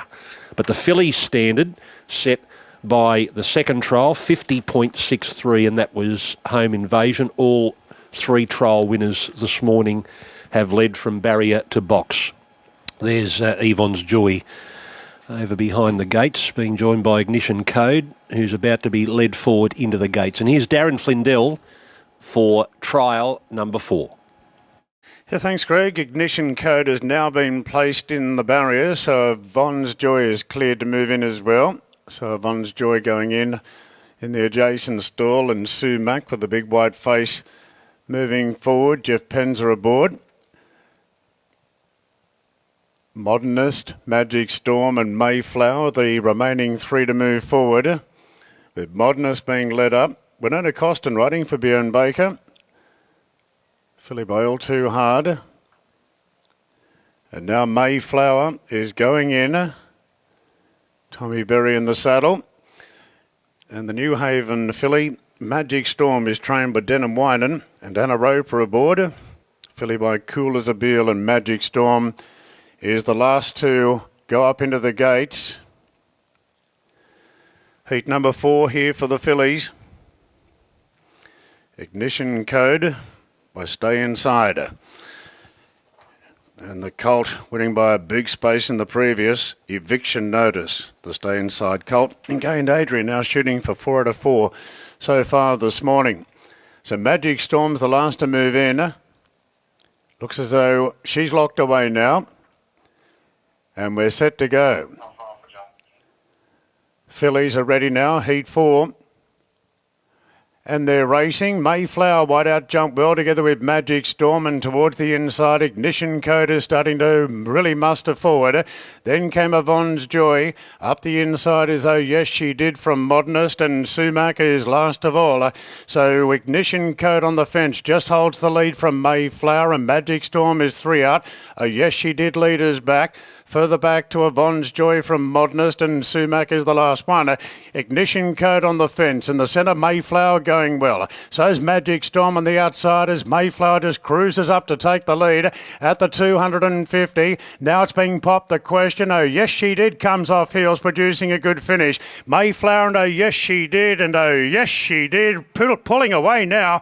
That's a nice win. Oh Yes She Did from Mayflower and Ignition Code. Then Yvonne's Joy doing its best work late from Modernist wide out Sumac and Magic Storm. Yes, She Did. Trained by Mitchell and Desiree Kearney, and handled by Tyler Schiller. Filly by Yes, Yes, Yes out of Lanakai. The moment she came off heels there, she's moved into that with a lot of purpose. In the time, we'll run a check there, 50 and a half. Yeah, we'll get the official time in a moment. Yeah, Mayflower travelled up well, then Tommy Berry went for it, and quickly, Oh Yes She Did, Tyler Schiller just gave a windburn there, the last 75 metres. from Ignition Code, who was pushed on. Yvonne's Joy was getting through the line well, then Modernist up on the outside. But nice work by her, Yes She Did. And we'll check the figures here on Heat 4. Okay, Oh Yes She Did has won the fourth trial of the morning, $240,000 at the English Classic sale for Kearney Racing. Bought from Tyrrell Stud by the Everest winner, Yes, Yes, Yes. Number 5, Oh Yes She Did, beating Mayflower, number 3, Michael Friedman and Tommy Berry. Tyler Schiller on the winner. Yvonne's Joy was John Thompson and Kieran McAvoy. I'll get you to comment after we hear from Desiree, who's with Shani. Desiree, well done. That was a nice effort. Lovely filly, and she did that quite easily. Yeah, she did. She's quite a lovely horse, and I think, you know, the shorter distances really don't suit her. She's going to be a filly that gets up over a bit of ground. So to see her so sharp and very, very well educated by us, the whole team, you know, they put so much hard work into these horses to get them here, and it's really nice to see them come out, and you know, still another 3 to get through, but she's made us all happy, definitely. In terms of the way she's progressed, she's just done it with ease, because she looked like that's how she trialled, just with ease, natural ability. Yeah, definitely. She's just a natural, 2-year-old. She's going to have a nice 2-year-old preparation, that's for sure. What stood out at the sales for you guys? Well, we looked through the catalogue before we actually went to the sales, and we picked her out just on her presence in the photos. And I looked at the breeding, and I thought, oh, she might be a nice champagne horse. We got to the sales and I looked at her, and we pulled her out like 5 or 6 times, and I said to Daniel, we're not going home without this one. You just knew? Yeah, definitely. Good luck with her. Thank you. Oh Yes She Did. So they've run 50.5, 50.5, 34.09 the last 600 metres. Oh Yes She Did for Mitchell and Desiree Kearney and Tyler Schiller. I like her. I like the way I know she didn't run flashy time, but she's got the pedigree, like Desiree said there, that she looks probably more a champagne sort of mild type of filly, but you got to like the way when she got that slap up, she lengthened, and there'd be a lot of satisfaction there when you obviously they've got a new client and they've spent more money at the sales than they've ever spent in their life probably, with 4 or 5 yearlings this year, and to get one here at the sale at the first 2-year-old trials and make a statement like that, it's a real feather in your cap. So let's hope she can get to the races, run a nice race in the Gimcrack, and I think she could be an improver as she gets a little bit older. Oh Yes She Did, 50.5 compared to the Fillies earlier, 50.63. That was the time posted by Home Invasion in trial number 2 as they head back to the tie-up stalls via the front race. Now we're back with the Colts and geldings. Well, so far we've seen 2 sizzling trials posted by the Colts winning here today. Trial number 3 for the boys, trial number 5 overall, and they are walking around the Theatre of the Horse. We'll take a quick break and we'll come back and look at these with Duff and Ali Mosley and Chantelle. You're watching our trials live from Royal Randwick on Sky Thoroughbred Central.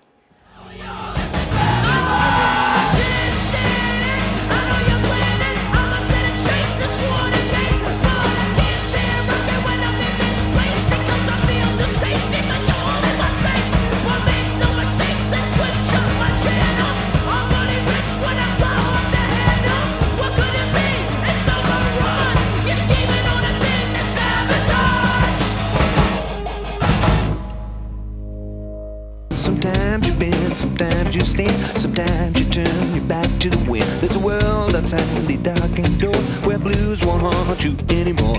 With a brave heart free and lover's soul, come ride with me to the distant shore. We won't hesitate, break down the garden gate. There's not much time left today. Life is a highway, I wanna ride it all night long. If you're going my way, I wanna drive it all night long. Through all these cities and all these towns, it's in my blood and it's all around. I loved you now like I loved you then. This is the road and these are the... This is trial number 5 for the boys, and we're about to have a look at them parading here in the Theatre of the Horse, the official 2-year-old trials this morning. And this number 1 is Axrow by Lonro out of Axella, Mitchell and Desiree Kearney. The only trainers to win here this morning other than Gay and Adrian. Tyler Schiller is the rider of Axrow. Yep, probably one of the last Lonros where he was bought at the classic sale for $80,000 and look forward to seeing how he does his stuff here. That's right, Duff. They don't make them anymore, do they? He is a short-coupled horse. He's good through the hocks, strong Gaskins, as your word again, and he just really uses himself well in behind. He's got good substance about him. He's quite robust, actually, as well. Looks an early runner. Number 2 is Flight of Power, Björn Baker and Regan Bayliss. This one by Wild Ruler out of Canary. Yep, Magic Millions colt who bought $80,000 at the trials here for Bjorn. Good strong shoulder, and he looks a horse who will continue to improve throughout. I'd really like to see him in 6 months' time. So whatever he's doing, he's obviously very natural because he is only going to improve. Half Pipe for Annabelle and Rob Archibald. Jason Collard in the saddle. Extreme Warrior is the sire and Thurlow the mother. Yeah, I don't know a lot about the Extreme Warriors. He was a little cheapy from the Magic Millions for $25,000. I actually just said to Annabelle that was a pretty good purchase for $25,000. He's been up in Queensland and she said she spotted him and said let's get him down here. So he's obviously been showing some ability. He's a nice low set animal. He's good through the middle and he's out of a Group 3 winning Sebring mare. So he looks to be a good buy for $25,000. All right, the first one we see in the James Harron colours here this morning, Knight's Bridge, number 4, Tim Clark rides by Farnan out of Festivity. This is Knight's Bridge. Yeah, makes him a half-brother to Samana, 750 at the... Whoa, boy. So that was lucky. Yes, he bought $750 at the Magic Millions sale. Have a good, strong name, Knightsbridge. Elliot know Knightsbridge when she's dropping into Harrods there out of the Knightsbridge hotels. No, can't afford that, Duff. I stay away from Knightsbridge. He's good now. I think they're just going to let him take another lap. Timmy's just going to... I think Timmy's okay. He's just bobbing down at the moment, but he looks like all is well. I actually saw him as well when I went to the jump outs a couple of weeks ago, and he was a standout for me. He was another one that they'd been chatting about. He's another ready-made Farnan. I really like him. He's got strength in all the right places. He moves like a 2-year-old. He's shaped like a 2-year-old. If it looks like a duck and it quacks like a duck, what do they say? It normally means they're right there with a temperament to match at home. But it's interesting that he did that, actually. So we'll just keep an eye on him as he comes around, because I went and gave him a pat as well in the jump out stalls a couple of weeks ago. He's very laid back, lovely hocks, pushes off well, and I can't fault him. Okay, well, watch Knightsbridge. Now, here's our Emperor, Gay Waterhouse and Adrian Bott. Another stay inside out of Our Crown Mistress, Rachel King will ride. Yeah, he's bred to be fast too, so he's 280 at the Magic Millions sale. He's a half-brother to that Moravia, who Michael Freeman had, who was very fast. So there's any of those traits in the family. He should show plenty of speed here, this grey colt. And there we go. All is well. Timmy's just been legged aboard Knightsbridge and he's walking out now as he gets a pat. Oh, well, lovely animal.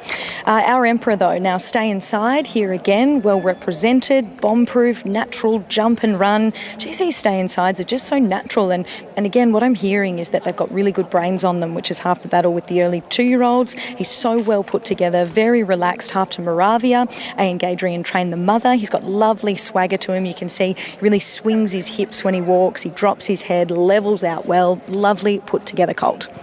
And here's the autumn choice about to go out. Number 6, Tommy Wong, Rhys Jones by the Autumn Sun, the first of the Autumn Suns we're seeing this morning, out of Ferrous. Yep, $160,000 at the classic sale. He's done a good job to get here, being by the Autumn Sun, so you know they're going to get better with a prep or two under their belt. So all eyes are on him. If he can run on strongly in this, they're cooking with gas for later on.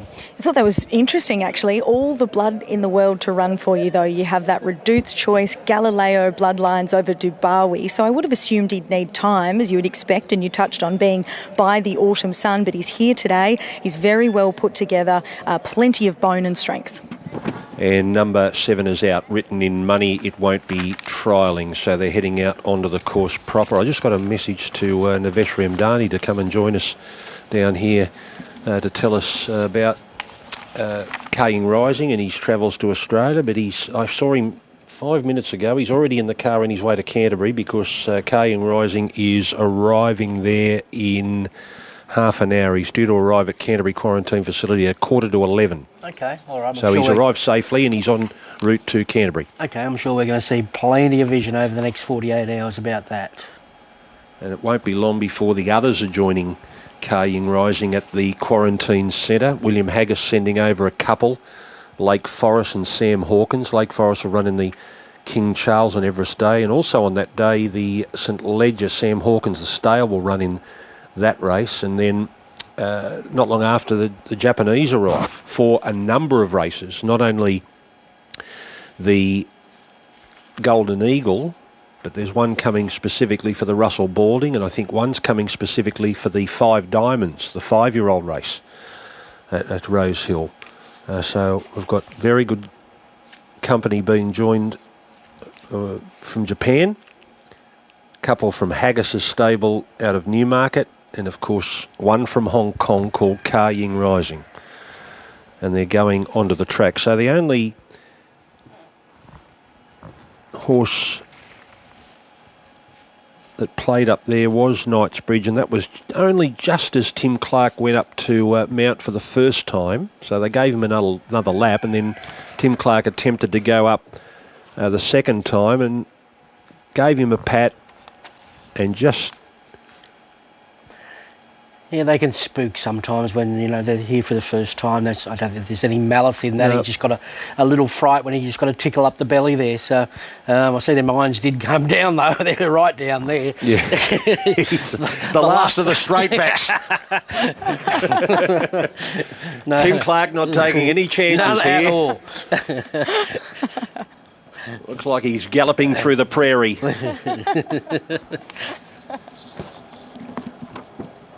Second time, though, he just gave him a pat, and he was a little bit fractious the second time, but then once he was up on board, he was fine. Yeah, we'll see. We'll see how far he pulls them up when he gets behind the barrier. He's in a bit of strife. He jumps out like that, that's for sure.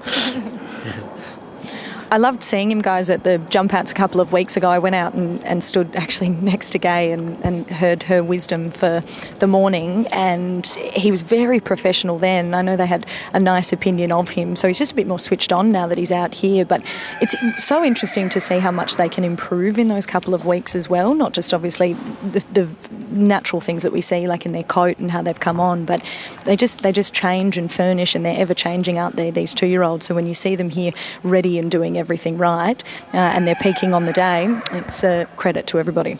Okay, we've got a filly squealing out there, haven't we? Yes, they're just calling out a little bit. Calling to each other, looking for their friends. Fillies are already in the yard for the next, and shortly to those. See that little half pipe there, number 3. Something's had a chew on her tail. Sometimes they get in yards and the other horses chew on their tails and they lose their tails. It happens a lot in Hong Kong. You see a lot of those horses with their tails chewed off. I would suggest that's happened early because that is the reason it's called half pipe. Yes, it's got half a tail. Exactly. So it happens. It'll grow back eventually. All right. Can we go back to Timmy Clark? Guys in the truck, and see if he's put these irons up. I think he's got into the barriers. We've missed him. Okay. But he would have had to go up a few holes. He's already in. 3 out. Let's get up to Darren for trial number 5. Yeah, Clark's already gone in here on Knightsbridge, has moved into barrier 3. Flight of Power drawn the inside, and half pipe coming up now. And Axrow will be the last. Stablemate to the previous heat winner, oh yes she did, who ran the 50 and 58. So 6 running here, Written in Money is the one withdrawal. And we're just about ready to go. With Axrow about to complete the lineup.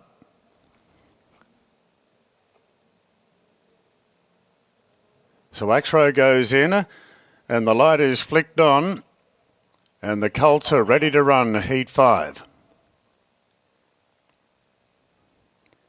Set now, and they're off Dawdling out of the gates, the Autumn Choice, and also Flight of Power was very tardy out. And Our Emperor won the start from Knightsbridge and Half Pipe. Gap then to X-Row, a gap then to the Autumn Choice being ridden up to recover, and a big gap back to Flight of Power. So Our Emperor really steadied the tempo approaching the turn, and Knightsbridge goes up to eyeball it, and Half Pipe makes a line of 3, and 2 further back to X-Row, who's tracking up. Into the straight, Knightsbridge moved up together with Half Pipe on the outside. Our Emperor placed under pressure and sticking on quite well. It's Knightsbridge being reined up now, and Our Emperor showing plenty of fight on the inside, so it's Our Emperor and Knightsbridge knuckling out a good finish. Our Emperor refusing to give up the lead. Knightsbridge will have one last dive and made it very close. Knightsbridge lunging at Our Emperor there, and not much in it.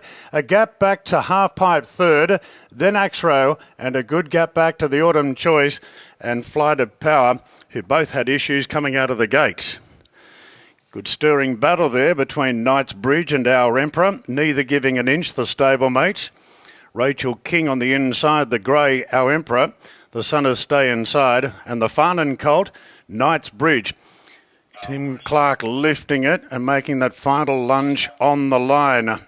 Then Half Pipe, who is in a 3-wide position, just couldn't do the sprint with the other two, and X-Row quietly behind them. So Knightsbridge making this final lunge at Our Emperor as they hit the line, and it's a heads up and heads down. Very close. Stand by for the result here in heat number 5.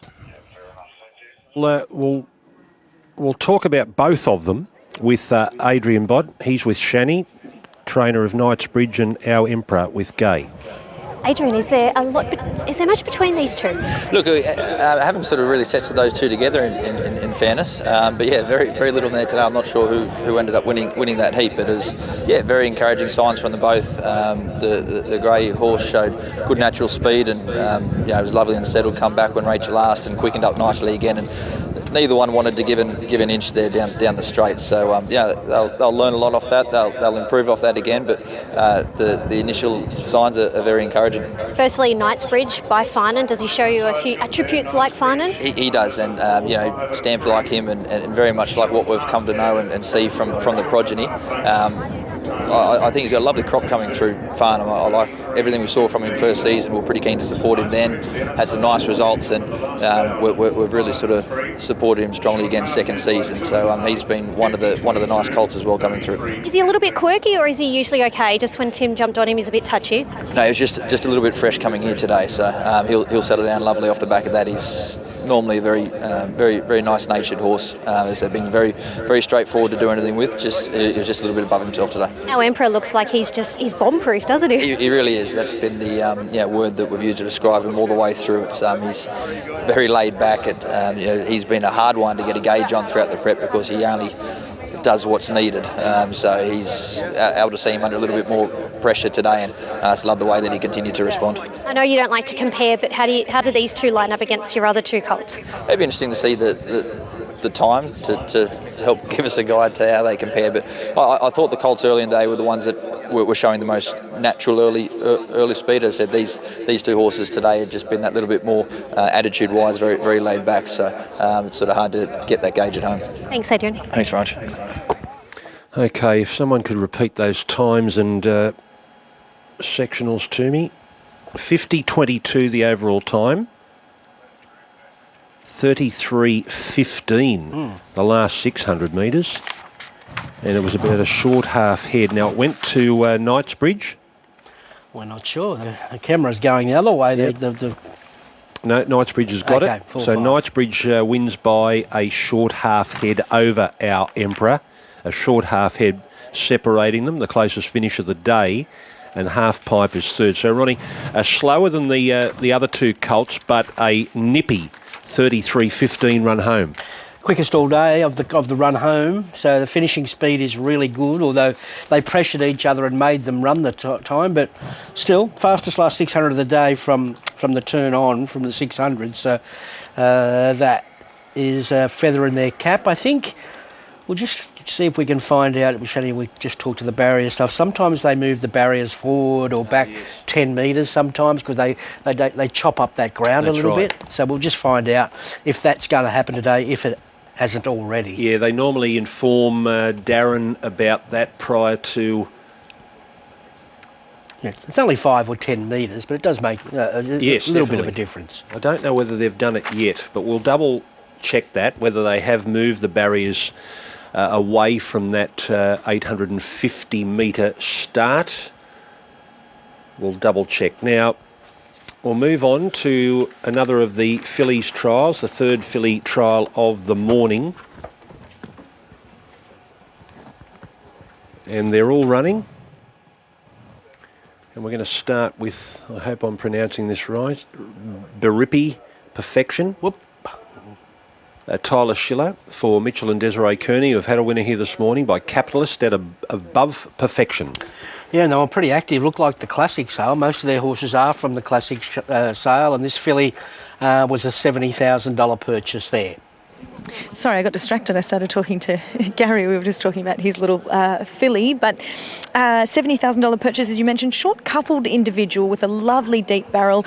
I like to associate, as we know, that deep girth is the engine of the horse to accommodate a good set of lungs and heart, and that's what she possesses. Number 2, Give Her Strengths. Andrew Atkins riding for John Thompson by Farnan out of The Promise. Yeah, $90,000 at the Magic Millions sale for this Farnan filly. Her mother was a 3/4 sister to Seamus Award, so there is pedigree there. Very much in that shape of your early 2-year-old type. She looks fast. She's got the rein and scope to improve out of a Schnitzel mare, and I can see those Schnitzel attributes coming through. Handloom for Godolphin, and Gary Portelli is the trainer. Handloom by Exceed and Excel out of Handspun. Rachel King will ride. Yeah, homebred for Godolphin, a real homebred here. She's, not real big, but could be sharp. Well, this is who Gary and I were just talking about. He said he wasn't sure what to make of her when she stepped off the track. She is a later foal. I think she's a 10th of November foal, but she's tough, and it's exactly what Gary had just said. She just keeps standing up to everything, and you can see that as she walks around here. She's got good strength about her, though. She's on the smaller side, but she's compact, and she really uses herself well as she walks around. And Gary mentioned to me that once she gets out on the track and starts moving, even although she is only small in stature, she sort of moves as though she's a much bigger horse. So I actually can't wait to see once she gets out there and watch her have a gallop. Yeah, she's not the youngest filly in the field. The other Godolphin filly was born 4 days later, Semantics, who we'll get to her. Lady Grey, Mark Connors, is the trainer. Who's riding here, Ronnie? We had Dan Pena. Dan Pena. Yes. Tagaloa, Faith's Encore. Yep, $50,000 at the Magic Million sale for Mark Connors. So, she's neat enough. And she's a ladies' filly too, so should she make it to the Magic Millions 2-year-old race, she'd be eligible for that bonus. She's obviously a grey, which indicates she's really thrown to the dam side, being out of a family of greys, Faith Hill and April Rain, both very good horses. So hopefully she can follow in their footsteps. Physically, she's a well put together horse. She's got scope to improve, but she's here and having a chat to Mark Connors out the back as well. He was really pleased with how she stood up to everything. Okay, let's have a look at this filly by St Mark's Basilica out of Cosmic. Lilandra is her name. Gay Waterhouse and Adrian Bott, and Adam Hieronymus will ride. Yeah, well, we know the stables had a big run so far with their 2-year-olds. There might be another one here. She's a $200,000 purchase from the Magic Million sale, where Gay is always very, very strong, and a lot of her horses come from that sale. She's got a lovely deep girth, and that's the first thing that you notice about her. St Mark's has had some lovely improving types in Europe later in the season, including a nice group winner last week as well, which is a good indication. And she just looks like an Aussie speed filly. She looks sharp. So that's Lilandra. Now we go to Masvingo, number 6. Jason Colladon for Björn Baker, a filly by Zoostar out of Rotator. Yeah, very well bred filly here. She's a second foal, a Rotator, and she is probably more high profile because she was $580,000 at the Magic Million sale, and she has that touch of quality about her. And she's bred on the same cross as Schwartz, Zoostar, not a single doubt, and a $580,000 yearling. Something I noticed with the Zoostars is that they really improve and furnish so quickly, and this filly just doesn't disappoint. She's got such a beautiful, fluent action, and, for all the horses I've seen this morning, she's actually one of the better physicals.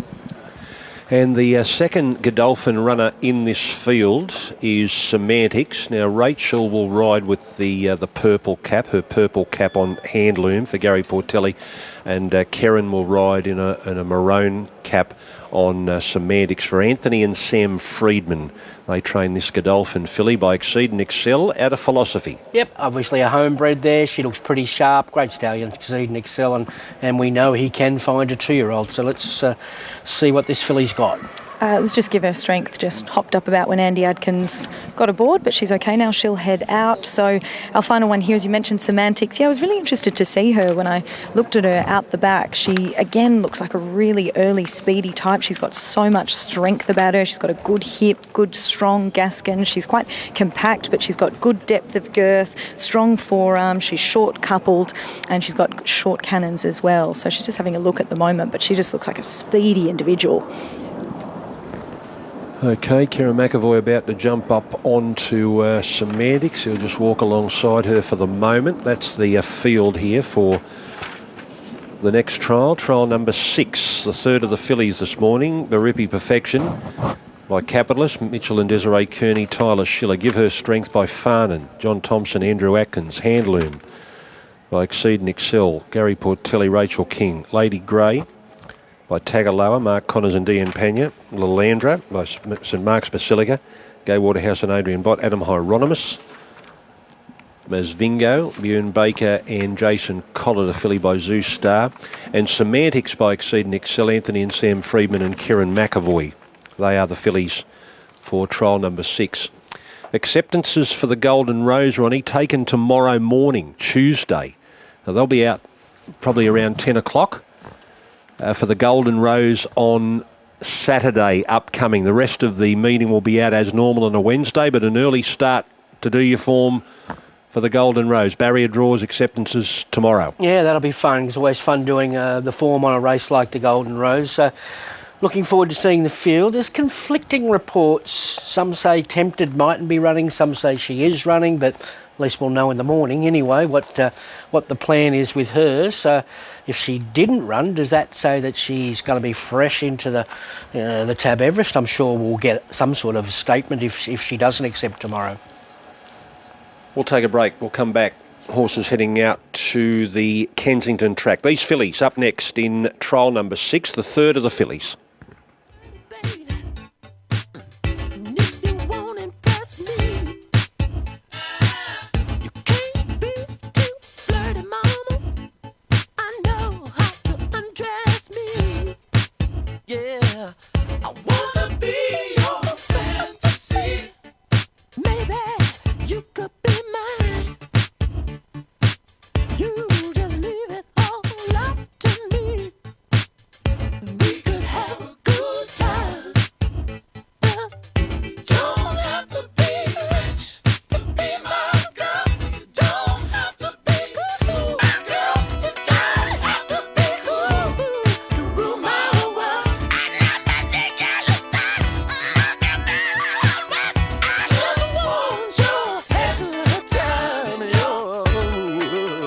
Kiss.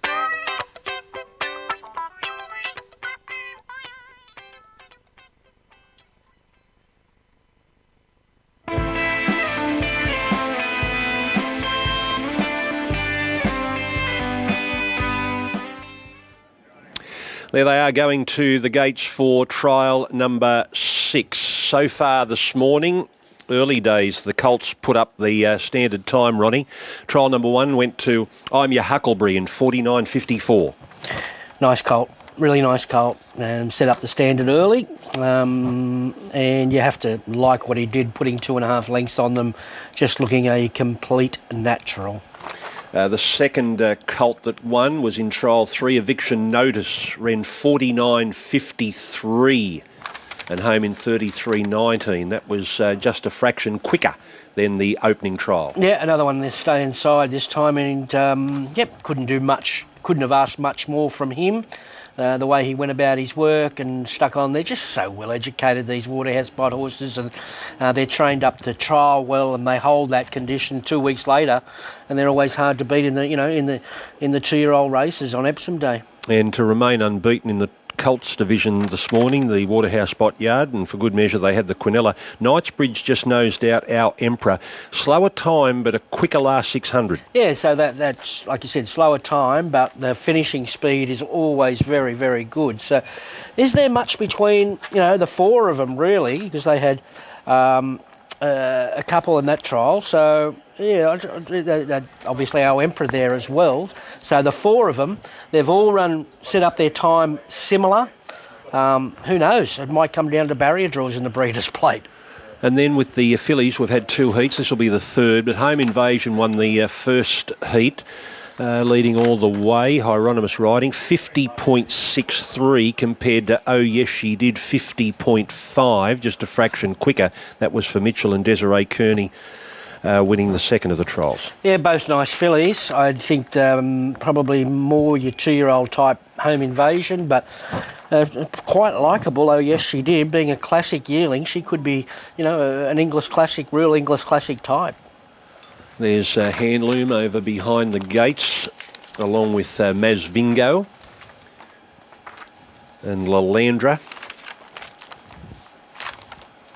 They're just starting to move them up now for the third Fillies trial here this morning.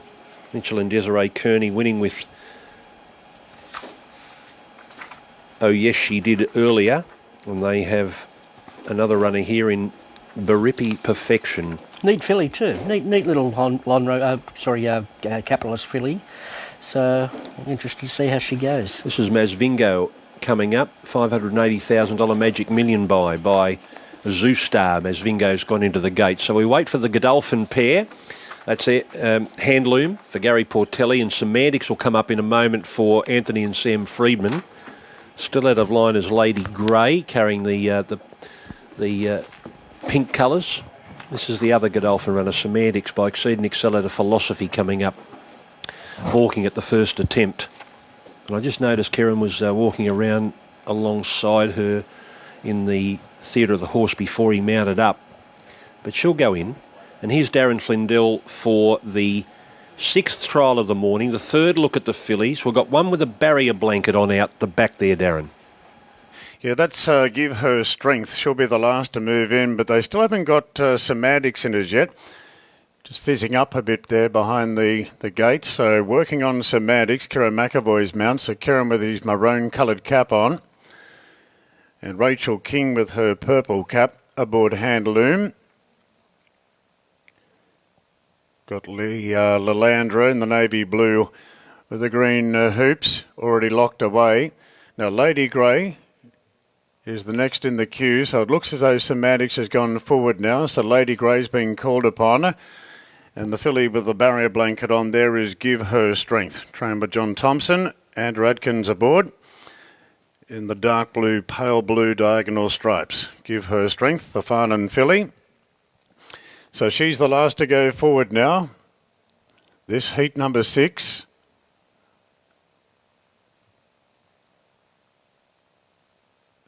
And now she's being invited to take up her position.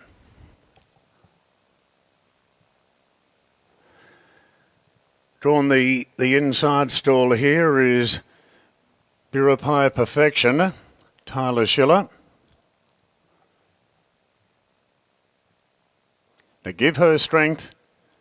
It's been called in, locked away, and the 7 fillies are ready in heat number 6. Set to go now.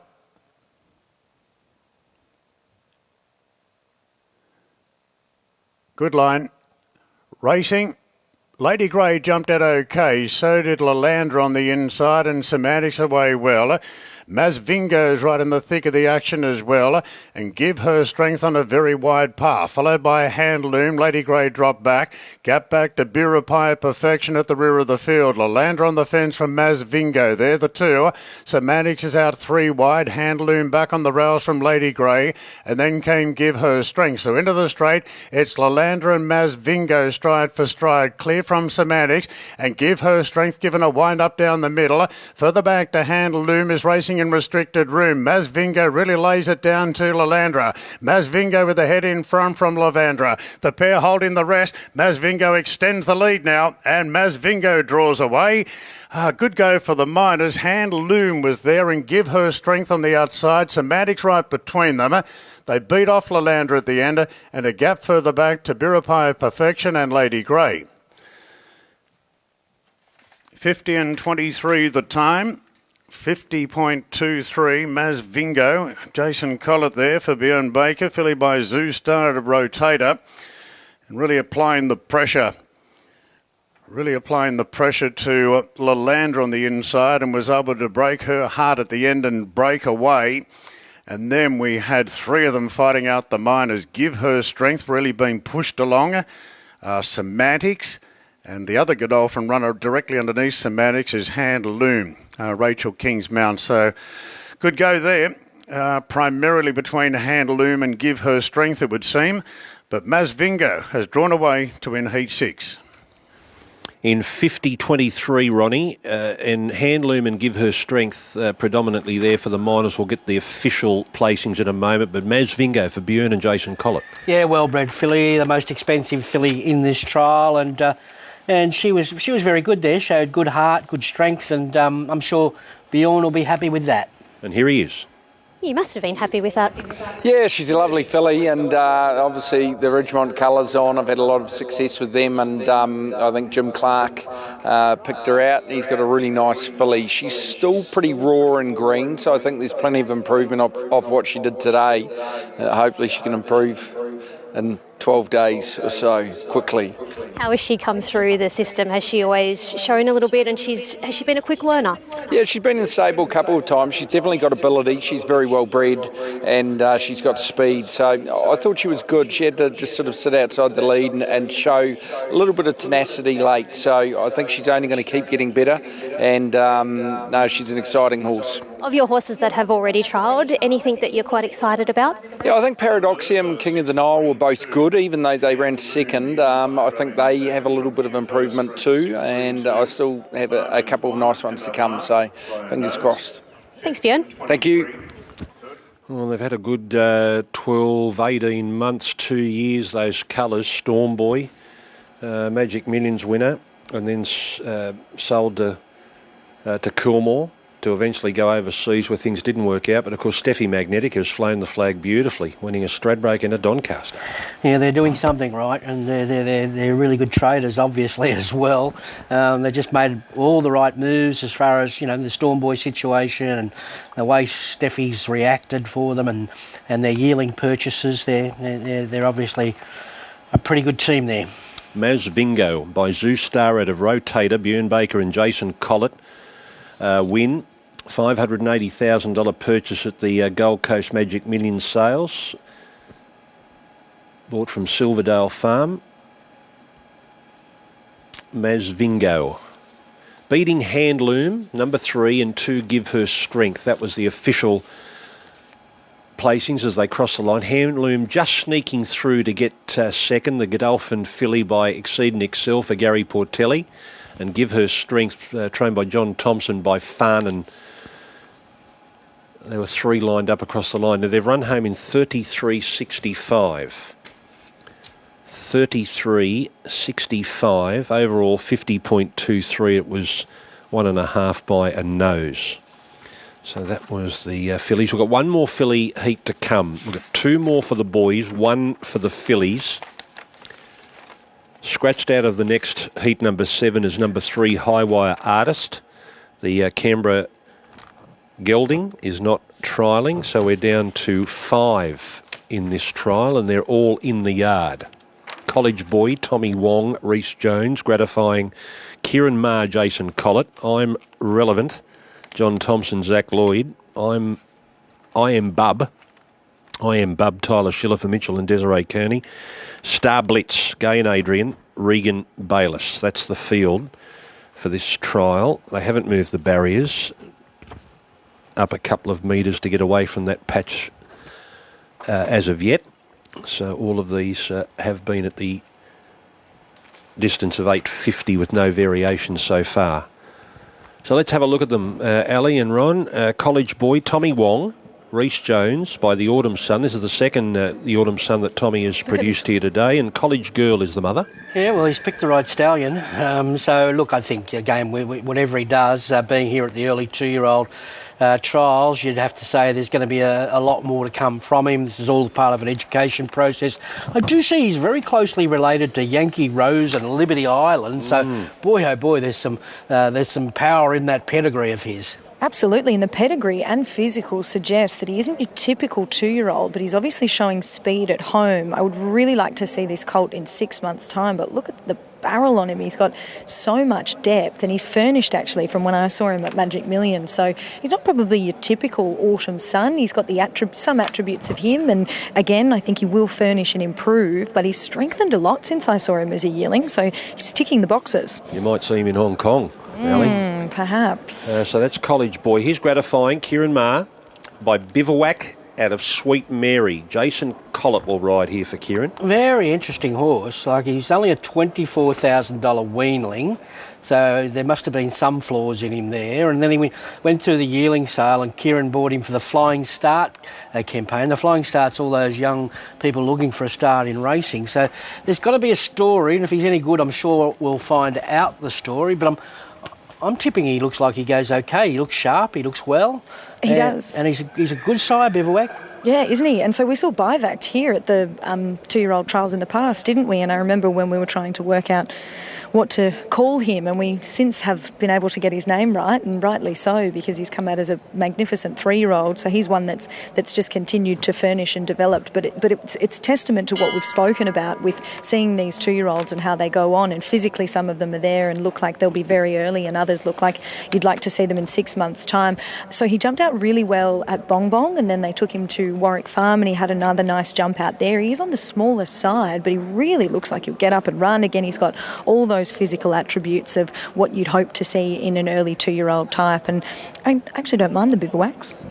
Another one in the beg colours is I'm Relevant. John Thompson trains this one as well. Zach Lloyd will ride. Another one by Written By out of Rock and Rose. And I think another $600 online purchase where Neville did own Written By, so maybe he's obviously just bought this horse back just to protect him a little, but obviously no wrap on him at the sale, bringing only $600. I know, but another $600 purchase, I wouldn't have minded buying him for $600. He's furnished beautifully. Again, I just had to look at his photo online to see how he'd come on, but he's grown into himself and into his frame. And again, Written By, of course, won a Blue Diamond, so we know that he's got that early 2-year-old speed. This horse looks like he's got a little bit more scope and will only improve, but he's quite a lovely mover. He's got good length to his hip. He's got good width through his hocks. He's nice and relaxed. He's balanced. He gets his head down. It's just calling out. He was a little bit above himself when he first walked into the yard, but he's walking out well now. Now, number 5 by I Am Invincible out of Black Champagne, and they've come up with I Am Bub. Tyler Schiller riding for Mitchell and Desiree Kearney. Yeah, well, they might be on the bub if he can win a few 2-year-old races, the Bubbly. He's a neat little horse. He's that real black colt where they always catch your eye, and being by I Am Invincible, and he's another one they had a good classic sale, the connections here. Yeah, $270,000. He's got that beautiful, rich coat, good style of horse, well balanced, sharp mover, nothing you wouldn't expect by this sire. And I think he should make his presence felt today.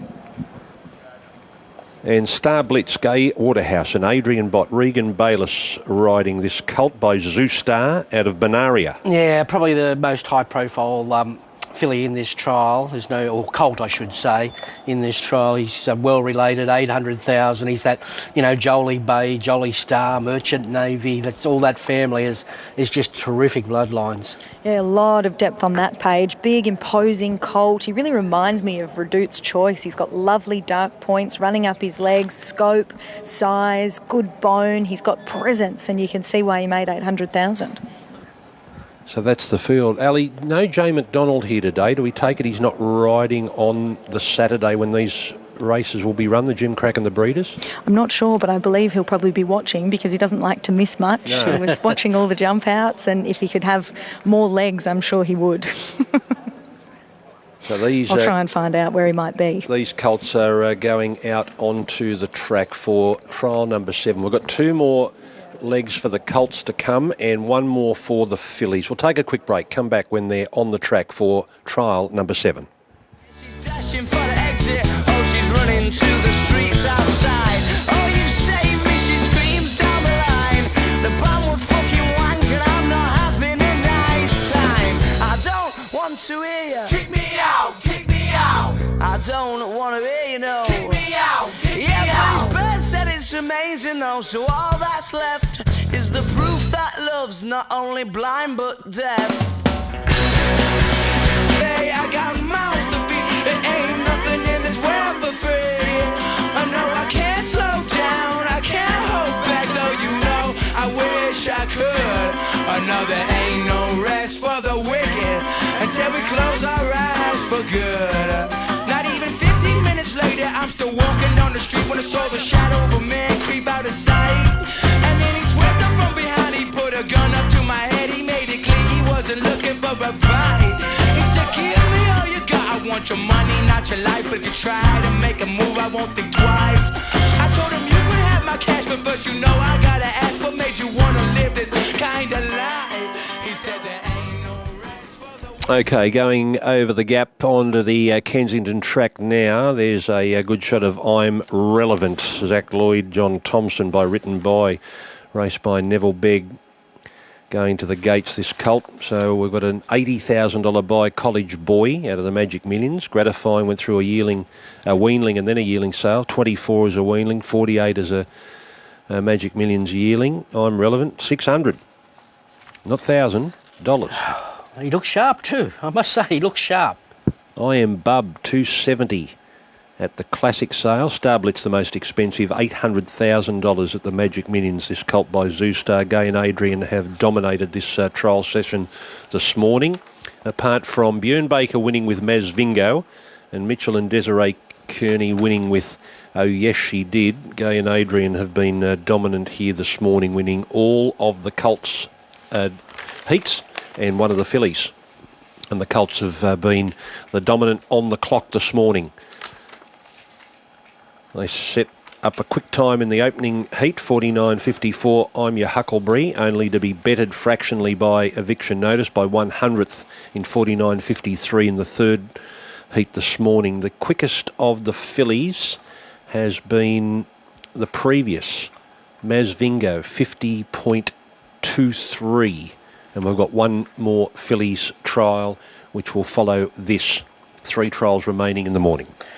Yeah, it'll be interesting. Listening to Bjorn, he says he's got a couple that he likes in the later trials, so he's got a couple left, and we'll see what he comes up with. He's got he's got runners in the last 2 heats, so sounds like he likes 1 or 2 of those. And there's also a chance, Ronnie, and I haven't been through all the upcoming trials or the previous trials, but there'll be a 2-year-old.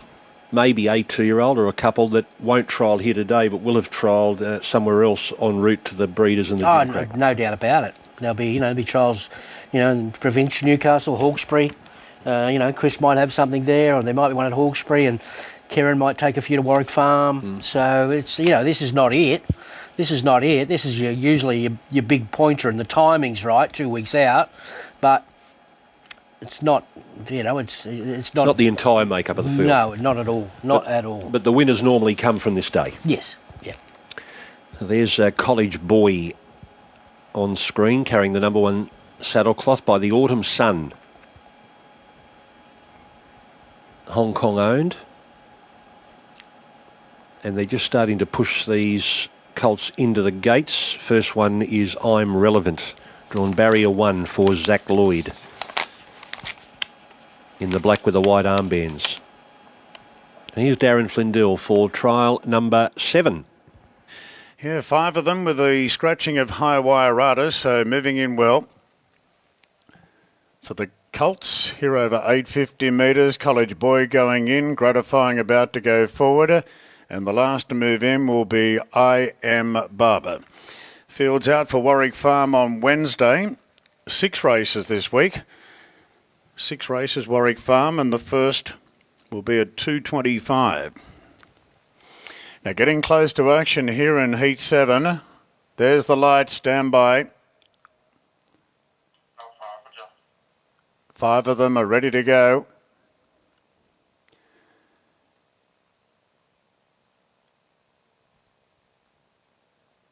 And the starter lets the Colts go here in heat number 7. Very tidy out was College Boy. And jumping well, I'm Relevant on the inside. But Star Blitz is immediately up on the outside to apply a bit of pressure and Gratifying out wide. Tucked in behind them, I Am Bub, and a gap to College Boy. I'm Relevant, a narrow leader from Star Blitz and Gratifying. A length and a half to I Am Bub as they come around the turn. I'm Relevant on the fence. A narrow leader, Gratifying, travels up strongly on the outside. And Gratifying takes the lead at the 300 from I'm Relevant. I Am Bub being ridden up on the inside and Star Blitz can't go with them. It's Gratifying. He's been pretty kind to Gratifying here with I Am Bub urged to make a trial of it. And I Am Bub moved up on the inside of Gratifying. Under pressure there, I Am Bub and responds. I Am Bub, a narrow winner from Gratifying. I'm Relevant was all out at the end. Third, a gap to Star Blitz, and College Boy was making mistakes out of the gates and was unable to recover. I Am Bub, number 5. A double for the Kearney stable with Tyler Schiller in the saddle by I Am Invincible at a black champagne, this colt. Going up the inside and responding to the urgings there. Gratifying Jason Collett wasn't getting overly aggressive there on Gratifying by Bivouac at a Sweet Mary, trained by Kiramar, and a good gap back to Star Blitz, who was all out at the end but was able to run just behind them with I'm Relevant in third position. I'm Relevant having shown good speed off the inside. Just raced greenly the closing stages, I'm Relevant. So I Am Bub responding to pressure to win heat 7. Well, Ronnie, they've bought well. Mitchell and Desiree Kearney, $270,000 at the classic sale for this one, I Am Bub, and their other winner this morning. They paid $240,000 at the classic sale. Oh, yes, she did. Very well. I think obviously the English Classic is worth a bit of money, and these two horses that, not only have plenty of talent, but they're eligible for that sales race, and well, they'd be the top 2 picks at this stage. Got a little bit of pedigree too, being by I Am Invincible. I like the second horse there. Covered ground, 3 deep, no cover, Gratifying, wasn't fully extended. Might have something. Okay, and we see plenty of those T-shirts here this morning. Springy's Prestige Racing. Let's learn a little bit more about them too, Shani, as you're joined by Mitch Kearney. Yeah, Mitch is with me. Lovely little colt, isn't he? Yeah, he is a nice colt. He got it caught Des and I's eye at the sale, so there's another one that we said that Dan and Jazz that, we need to bring him home, and yeah, luckily enough we did. Well, oh yes, she did trialled well. This fella's trialled well. Can you separate the pair of them? Lean towards the filly, yeah. But yeah, he first time away from home for both of them, and they've really come on from like today out getting away and doing what they did today. They've both handled themselves with a lot of professionalism. Yeah, they did. They did. So Will's done a lot of. Will broke him in at home, and he's done a great job and exposed them to a lot of different things while doing that. So yeah, they're pretty good. Tell us about the ownership group, Springy. Yep, Daniel and Jasmine.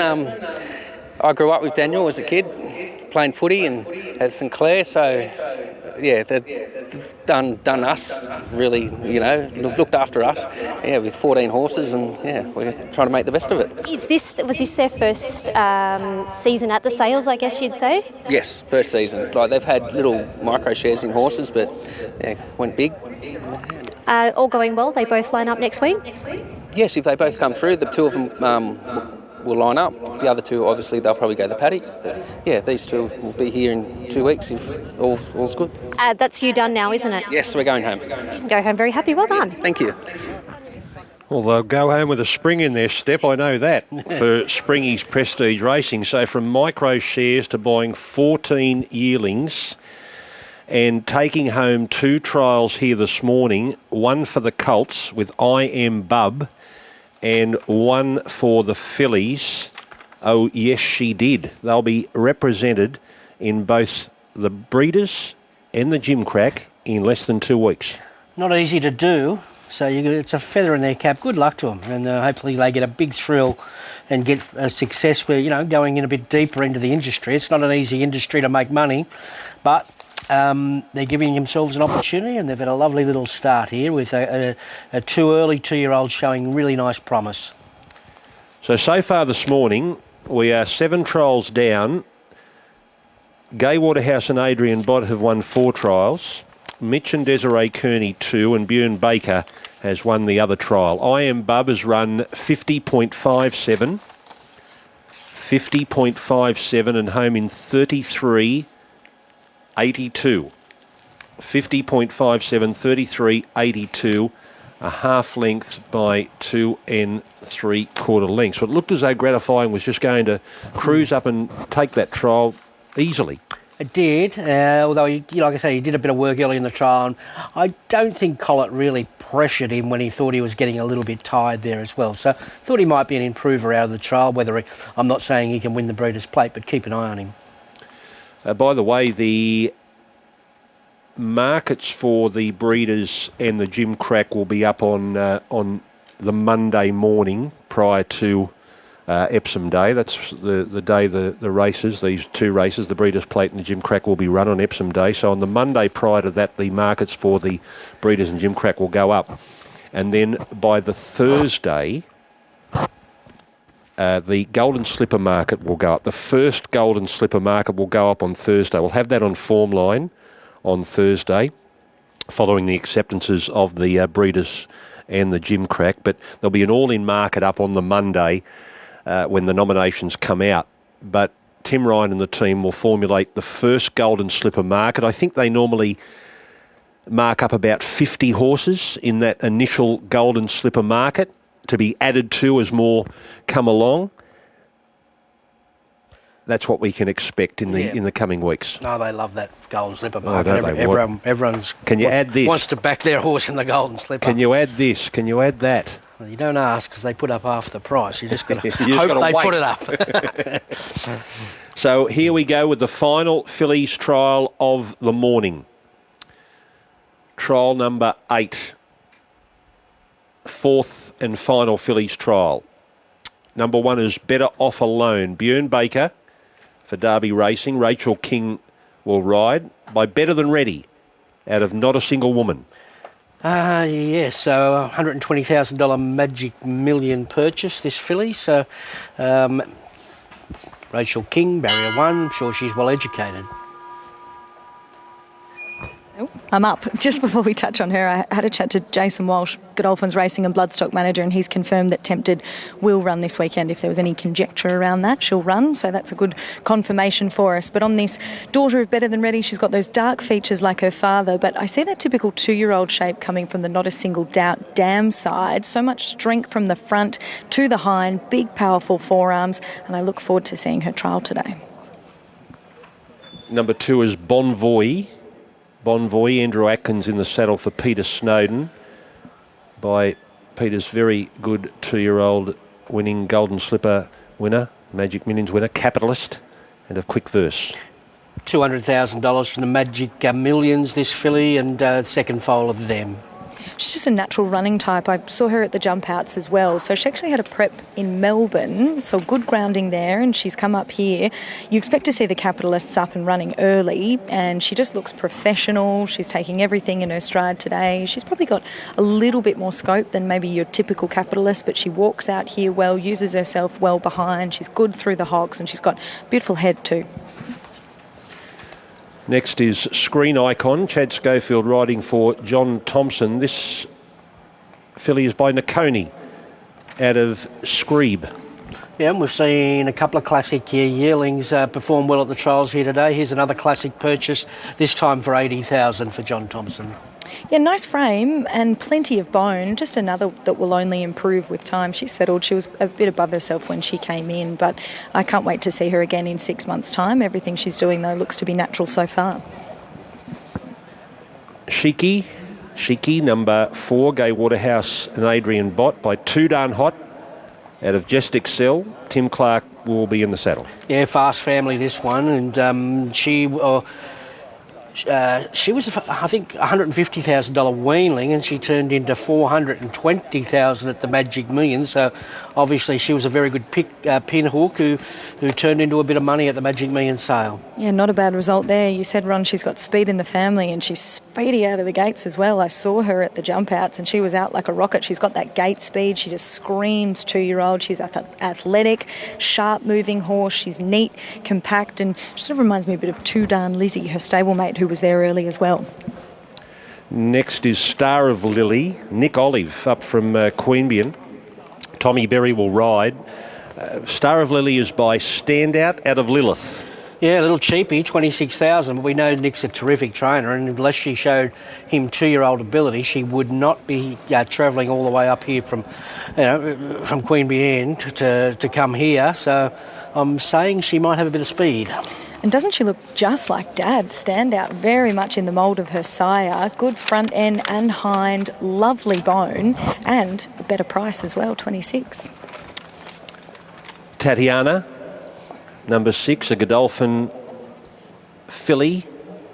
Gary Portelli is the trainer. Nashruilla will ride. This filly is by Street Boss out of Georgia. Yeah, it looks like they have a great attitude, this filly. So another homebred for Godolphin, and looks in good shape. Yeah, I love the way she moves around here this morning. She levels out well. She's well balanced. She gets her head bobbing. She moves well in front. She pushes off her hocks well. She's got good depth and a lovely length of hip. And finally, the Wildling, number 7, Regan Bayliss on for Gay and Adrian. This one by Wild Ruler out of Tarabai. Yep, $100,000 for tricolours here. I think a lady syndicate here as well. Yeah, I think I can see a few of them in the yard today having a look. So again, she'll be eligible for that bonus as well. Out of a Sepoy mare, good size and strength, jumped out very well 2 weeks ago. Big, strong, and maybe could be a standout this morning. So that's a look at the fillies as they go to the gate. So far this morning in the fillies division, Home Invasion won the first heat in 50.63. Oh Yes She Did in 50.5. And Masvingo, the quickest of them, in 50.23. Now Masvingo was the quickest home, 33.65, followed by Home Invasion, 33.71. And Oh Yes She Did, 34.09. In fact, she is the only one yet. She didn't break 34. She didn't break 34 for that last 600, where all others have. The quickest last 600 metres of the morning was in the Colts division. That very close finish, Knight's Bridge, just edging out the stablemate, Our Emperor, running 33.15. Second fastest last 600 was Eviction Notice, who's run the overall fastest time of the morning in 33.19, and then I'm Your Huckleberry in 33.28. So the quickest time of the morning, 49.53 Eviction Notice, just 100th quicker than I'm Your Huckleberry. Both of those colts trained by Gay and Adrian. Yeah, it looks an even bunch. I don't think we haven't had, at this stage, 2 trials to go, we haven't had a complete standout star. There's no doubt about that. The fillies look even.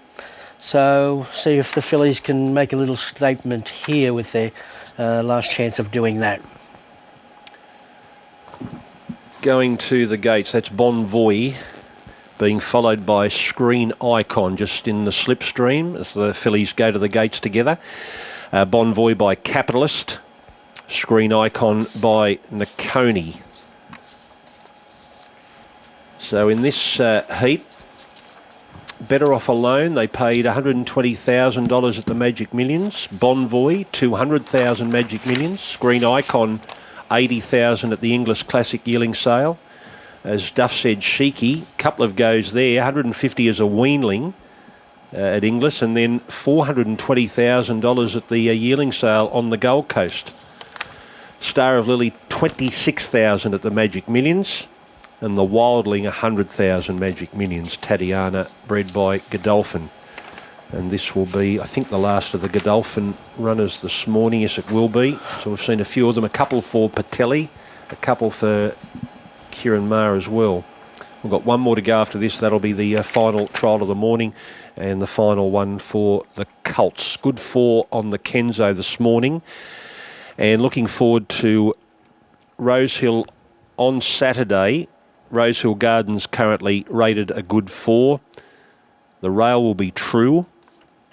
They haven't put any irrigation on in the last 24 hours. They've put 6 mils on in the last 7 days, and they've had about 3 mils of rain in the last 7 days. So not a lot of water on that track heading into Saturday. I'm not sure what the forecast is like. Ronnie, you'll start to look at the forecast I looked here later yesterday. today. I think there might be one day we get a drop of rain, but it didn't look too bad. Well, 24 hours ago I looked at it, but I think it might be one day we get a little... Yeah, not much. Okay. Well, the Bureau is saying no rain through the week. Tomorrow, high of 19, mostly sunny. Wednesday, sunny and 25. Thursday, mostly sunny and 25. Friday, partly cloudy and 28. And hold on, folks, Saturday afternoon at Rosehill for Golden Rose Day, mostly sunny and a top of 31 degrees. Do you believe that stuff? I'll believe it when I get there. Hopefully they're right.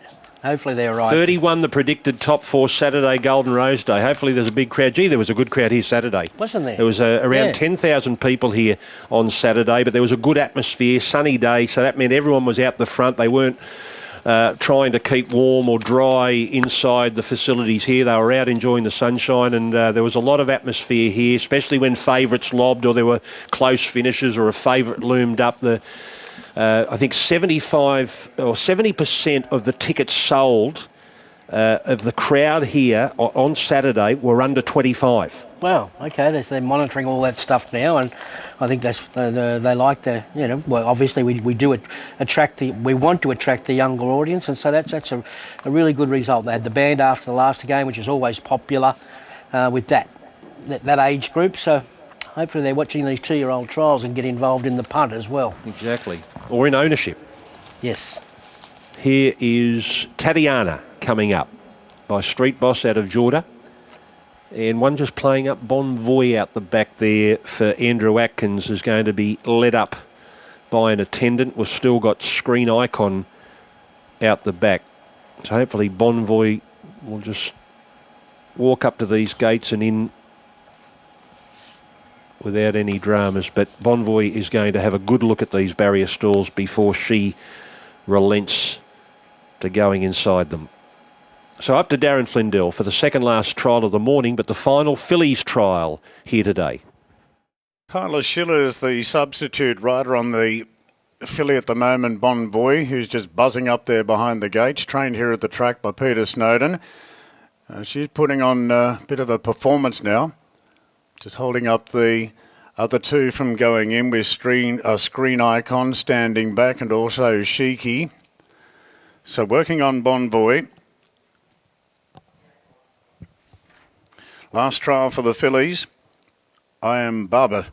Winning the previous for the Colts, betting Gratifying and I'm Relevant. So it was a stable double here this morning with I Am Bub saluting in the time of 50 and 57. Okay, Bon Voy's in and Screen Icon goes forward.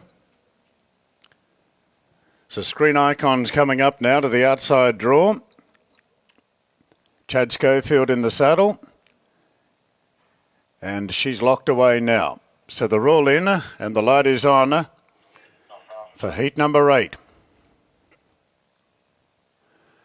Ready now, and they're off and trialling and jumping quite well was Sheiky, and Sheiky's looking for the lead together with the Wildling. Better Off Alone quickly zipping up on the inside going to third, then Screen Icon. A length and a half to Star Lily from Tatiana, and up on the outside is Bon Voy. Coming to the turn, and it's the Wildling on the rails, a narrow leader from Sheiky. 2 off to Better Off Alone. They're followed then by Screen Icon, and a gap further back to Star Lily. Into the straight, and the Wildling, a narrow leader here from Sheiky, and now Better Off Alone being stoked up, giving good chase.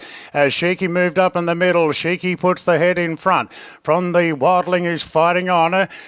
Better Off Alone is trying hard. Sheiky in front though inside the final 100 metres. Sheiky's clinging on and won it by a half length to Better Off Alone. The Wildling third, a gap off to Screen Icon, followed by Bon Voy, further back to Tatiana, and last in was Star of Lily.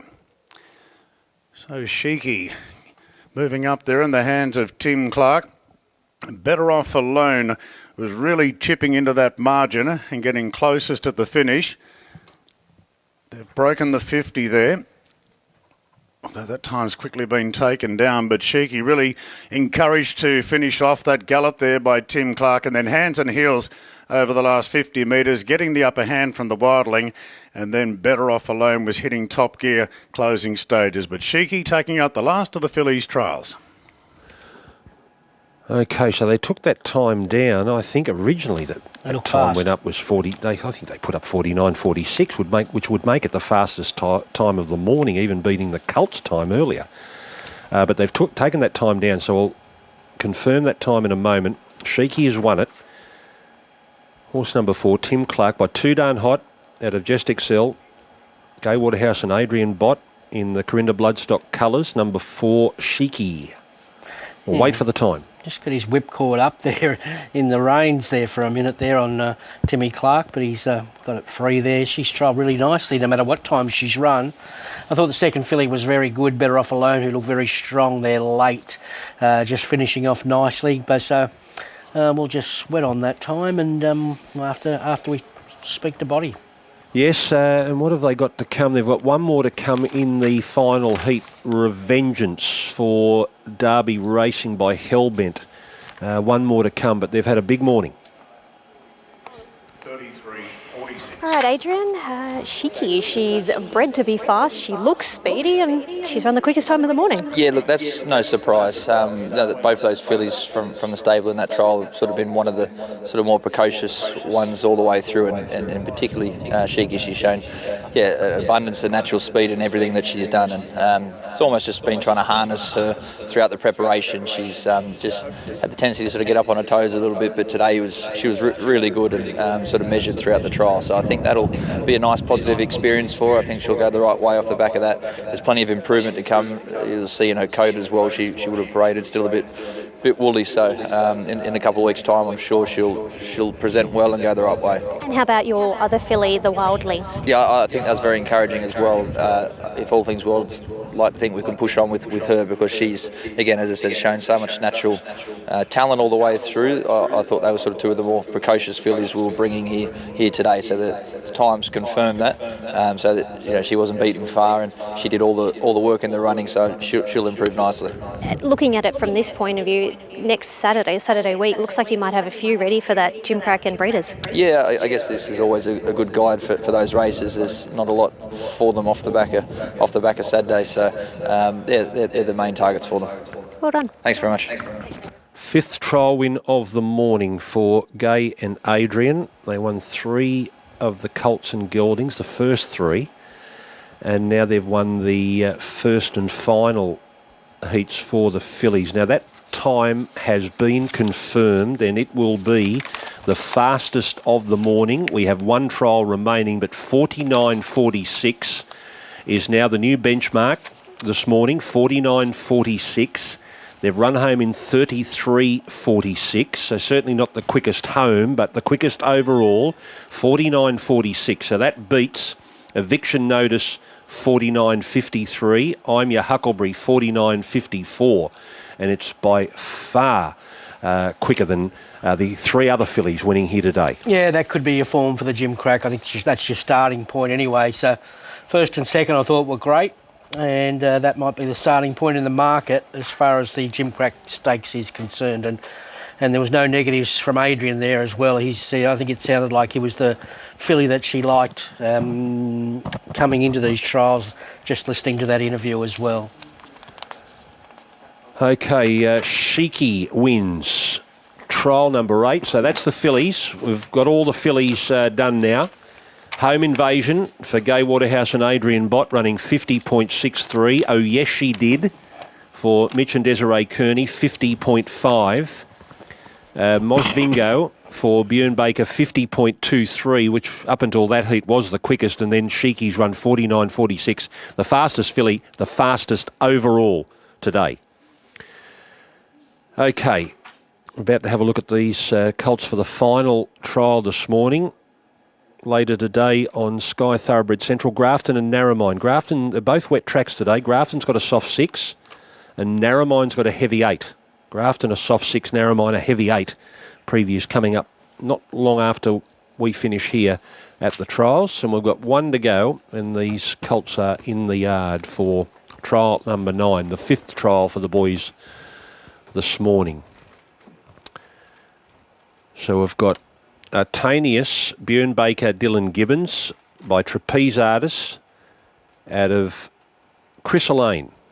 Yep, he was a $170,000 Magic Millions purchase here for Bjorn Baker. Yeah, strong, neat horse, possesses those fast twitches, has a sharp walk, and I will just say about these colts as well, a few of them have been a little bit above themselves and they've sort of been setting each other off. So this is probably our buzziest group of colts, but with that being said, probably our strongest heat we've seen so far. He's by Trapeze Artist, and we know how much these Trapeze Artists continue to just furnish and improve, and I remember Gerald Ryan saying that to me when we saw the first of Trapeze Artist progeny there, as I would just jump out of the way. There's another one coming at us, and a similar story with him. Even from when he was a yearling to now, you can see the improvement that he's taken, but he's very relaxed today, even with everything going on. Double Value, Tommy Wong trains, Rhys Jones rides, and this colt by Stay Inside out of Lombardia. Yeah, nice horse, I must say. Only 120,000 at Easter, but he struts around there pretty well. I'll just say from the limited Stay Inside progeny that I've seen, albeit we've seen quite a few today, wouldn't say he's your typical type, but I do think he has the scope to improve with time, and he's walking out well. He's got a nice, short, sharp action in behind. He really pushes off those hocks. Incognito in the Harron colours. Incognito trained by Michael Friedman. Tommy Berry will ride by Stay Inside out of Blue Zebra. Yeah, well, he's probably the most high-profile horse here today, being $1 million yearling. He's the second foal of an I Am Invincible mare who won 3 races. Look, he's got a nice pedigree, without saying, wow, look at this big, bold pedigree. It's just that he's such a good sort. That's where the money is. He's a magnificent individual. He absolutely is, and he's really been stamped by his sire, Stay Inside. When he first came in the yard, he was beard up on the toe. He actually sent Ben flying at one point, but he's settled down beautifully now. He's got so much strength, everything you'd hope to see in an early 2-year-old. He's got all those physical attributes. He's short coupled, he's got a strong forearm, he's good through the hocks, he's got lovely dark points, and he walks well, uses himself well in behind, really pushes off his hind. He's got good depth. Everything physically you can see suggests that he was right on the price tag of that $1 million. Okay, this is our second runner coming out of a country base, Kinduku. This horse comes out of Goulburn, trained by Danielle Sieb. Kinduku to be ridden by Kieran McAvoy, by Ole Kirk out of Ineffable. Yep, another one, looks like a $70,000 pin hook there, turned into 150 at the classic sale. So yeah, for Kieran, looks like the Queen's colours, the cap he's got there. Is that the Queen's? I think he's knocked it off. He nicked it. He's pinched it off the Queen. Surely not. Closely related to Capitalist, he's got those short cannons, a long forearm, body to suit. He's a nice 2-year-old type, and anything he does today he'll improve on, but I must say he's turned out in lovely order from Danny. Looks velvet too. Yeah, it's a real thing. It is velvet, I think. If it was socially acceptable, Ronnie would drape himself in velvet. He might have bought it online. Revenge. Queen's cap for sale. Revengeance, number 6, Adam Hieronymus on for Gay Waterhouse and Adrian Bott by Hellbent out of Havasu. Well, they've had a day out already, the stable, and this one's the $100,000 classic sale by Hellbent, this colt, so who knows? He'd be well educated for sure. Absolutely. They've got good raps on him as well. He's another that I saw at the jump outs. He's out of a New Zealand family, but shaped like Australian speed. I really like the way this colt glides across the ground. He pushes off those hocks. He's got quite a bit of scope too, but his walk is a standout. And in addition to this trial, it was added after the original trial fields came out. 2 Red Hot by 2 Darn Hot out of the great mare Tinto, Kieran Maher and Jason Collett. Yeah, he's one of those short coupled horses, 300,000, the Magic Millions style for Bluebud, and boy, geez, a good sire. There's 2 Darn Hot. wasn't he a great purchase as well? So Mum won as a 2-year-old, and then she won a Queensland Oaks as well. So breeding-wise, you wouldn't really expect him to be here, but just chatting to the team, they said he's done everything right. So he's put his hand up naturally. He will no doubt take plenty of improvement from today. I can't wait to see him in 6 months' time. He's been a little bit buzzy in the yard. He was actually better once the jockey hopped aboard and he settled, but he was walking out beautifully. Anything he does today, he will improve on. But I love the depth of his girth, and he's just a nice shaped animal. Yeah, well, you speak of Too Darn Hot, Ronnie. It's attracted the owners of Winks to send her there. I don't know whether she's been served by Too Darn Hot yet, but that's where she's going if she hasn't already. Such as the reputation of Too Darn Hot. He'll be meeting Winks. Yeah, boy, that's a...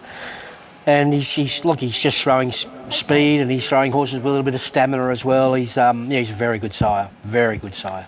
So we've got 6 to go round here in this trial. Ragwell was the scratching, and they're heading out onto the track for the 9th and final trial. Golden Rose, acceptances taken tomorrow, and Tempted is going to be paid up for in the Golden Rose. So the Fillies... The filly going up against the Colts in the Golden Rose. She's favourite for Saturday's Golden Rose. Currently, it's Tempted at $3.50. The Autumn Boys come into $4. Wadton at $5. Skyhook's now $7. Bayvarked at $11. Nepotism at $11. 60s at $15. Rivellino at $18. Apocalyptic, well, she won't be there. She's heading towards the Flight Stakes. So Tempted the filly. $3.50 for the Golden Rose this Saturday, $1 million and Group 1. Yep, you expect it to be a full field, barrier draw important. We'll get straight into that mapping of that race tomorrow, because that'll be important as well. So it might come down to who gets the right run in that race, because there's horses ready to peak on the right day. Obviously, Autumn Boy's going to be very popular. The filly's going to be very popular. I think Wogan, this is his moment. He's 2 runs back. He's had excuses both time, and he's ready to extend. You'd love to see him draw, 5 or 6, and I think James was going to ride him. He could have ridden a few, obviously, in the race, but I think he's getting the seal of approval from James as well. There's 14 nominated for the Golden Pendant, the Group 2 for the Fillies and Mares. It looks like Lazura's coming back from Melbourne. Gangster Granny's going to be there. Manal is going to be there as well. Interesting. Shannon Stakes Group 2, final chance to get into the Doncaster. We've got 19 nommed for the Shannon. Gringotts had a setback. Just a blood issue. A blood issue, yeah. So I'd say he'd be back on track. It looks a beautiful race for him. What is the... It's a quality, and he's by far and away the top rate. He's 113 raider. Well, Faulkner Park's 111, so I'm not sure what weight he gets in a quality, but they've nominated him, Gringotts. The Colin Stephen quality, that's interesting. Duakibo might be lining up in that Colin Stephen quality alongside Adelaide River, changing into the guard, Cleveland. I thought they may have gone to another benchmark race, but there mightn't be many around Duakibo because he's still an 82. Well, I think their main issue was getting a run in these races. So there's only 14 nominated in it. They run 16 and 4 emergencies. So obviously, they've been extended, but you'd think he'd be in the field because you'd think the extended horses go behind him now in the order of entry. That's how I feel it works anyway. Okay, we've got 18 nominated for the Heritage Stakes, and we're going to get to see Mahuna back at the races. The Golden Slipper winner is nominated, so is North England. Beedman's there, so he adds interest. Yes, Beedman. Central Coast. Then we've got a number of benchmark races as well. There's 20 nom for the benchmark 88 1400. 13 nom for the 1900 benchmark 88. There's an 1100 benchmark 78 with 19 noms. 72 1300 is 20 noms, and a highway 1500 23 noms. That's my job this afternoon. 23 to that highway. It'll just save me a headache on Wednesday. Okay, you can get through that. We're not far off here. Last of the morning. So all of a sudden we've got a new benchmark time set by Sheiky, the filly in the previous, 49.46. Quickest were heats 1 and 2, and then along came heat 8. And this is the final heat of the morning for the Colts. And here's Darren. So the Waterhouse Botyard with 4 winners this morning. They've got Revengeance here in the last trial for the Colts. And we've got Kinduku to move in for Danielle Sieb. Kira McAvoy aboard. And 2 Red Hot. 2 Red Hot Jason Collett teaming up with Kieran Maher. Got 2 stay inside Colts. Drawn barriers 1 and 2, Incognito and Double Value. Home Affairs side the first 2 this morning. I'm Your Huckleberry in the opener, and then Home Invasion in heat 2. So stay inside looking for a siring double here this morning as Kinduku moves in. And 2 Red Hot now as the last. Lasted 9 trials. Quickest time was in the previous. 49.46, stand by for a start. The light is on, we're ready to go. Gates are back, they're off. Double Value is very sluggish into stride, and Revengeance won the start. Out from Artanius, moving up on the outside. Incognito right there in third. A gap to 2 Red Hot early stages, followed further back then by Kinduku, and 3 lengths away to Double Value. Revengeance in front coming to the turn from Artanius. A neck between the pair. Incognito camped in third from 2 Red Hot, and then came Kinduku as they straighten up. Revengeance on the fence from Artanius the outside, the 2 Derby runners, and now running on is Incognito.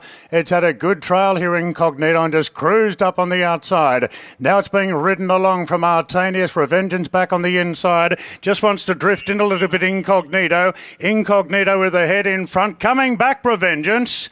And Revengeance has come back to win that, having been clearly headed.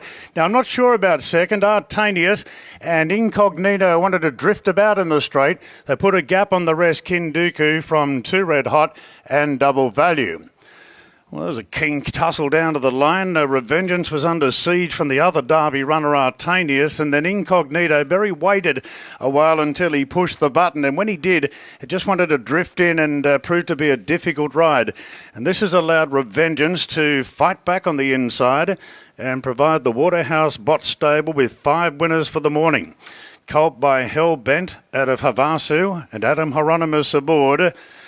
Yes, lifting under pressure Revengeance from Incognito and Artanius. We'll stand by on the time, but he showed plenty of grit there, Revengeance, to win the last trial.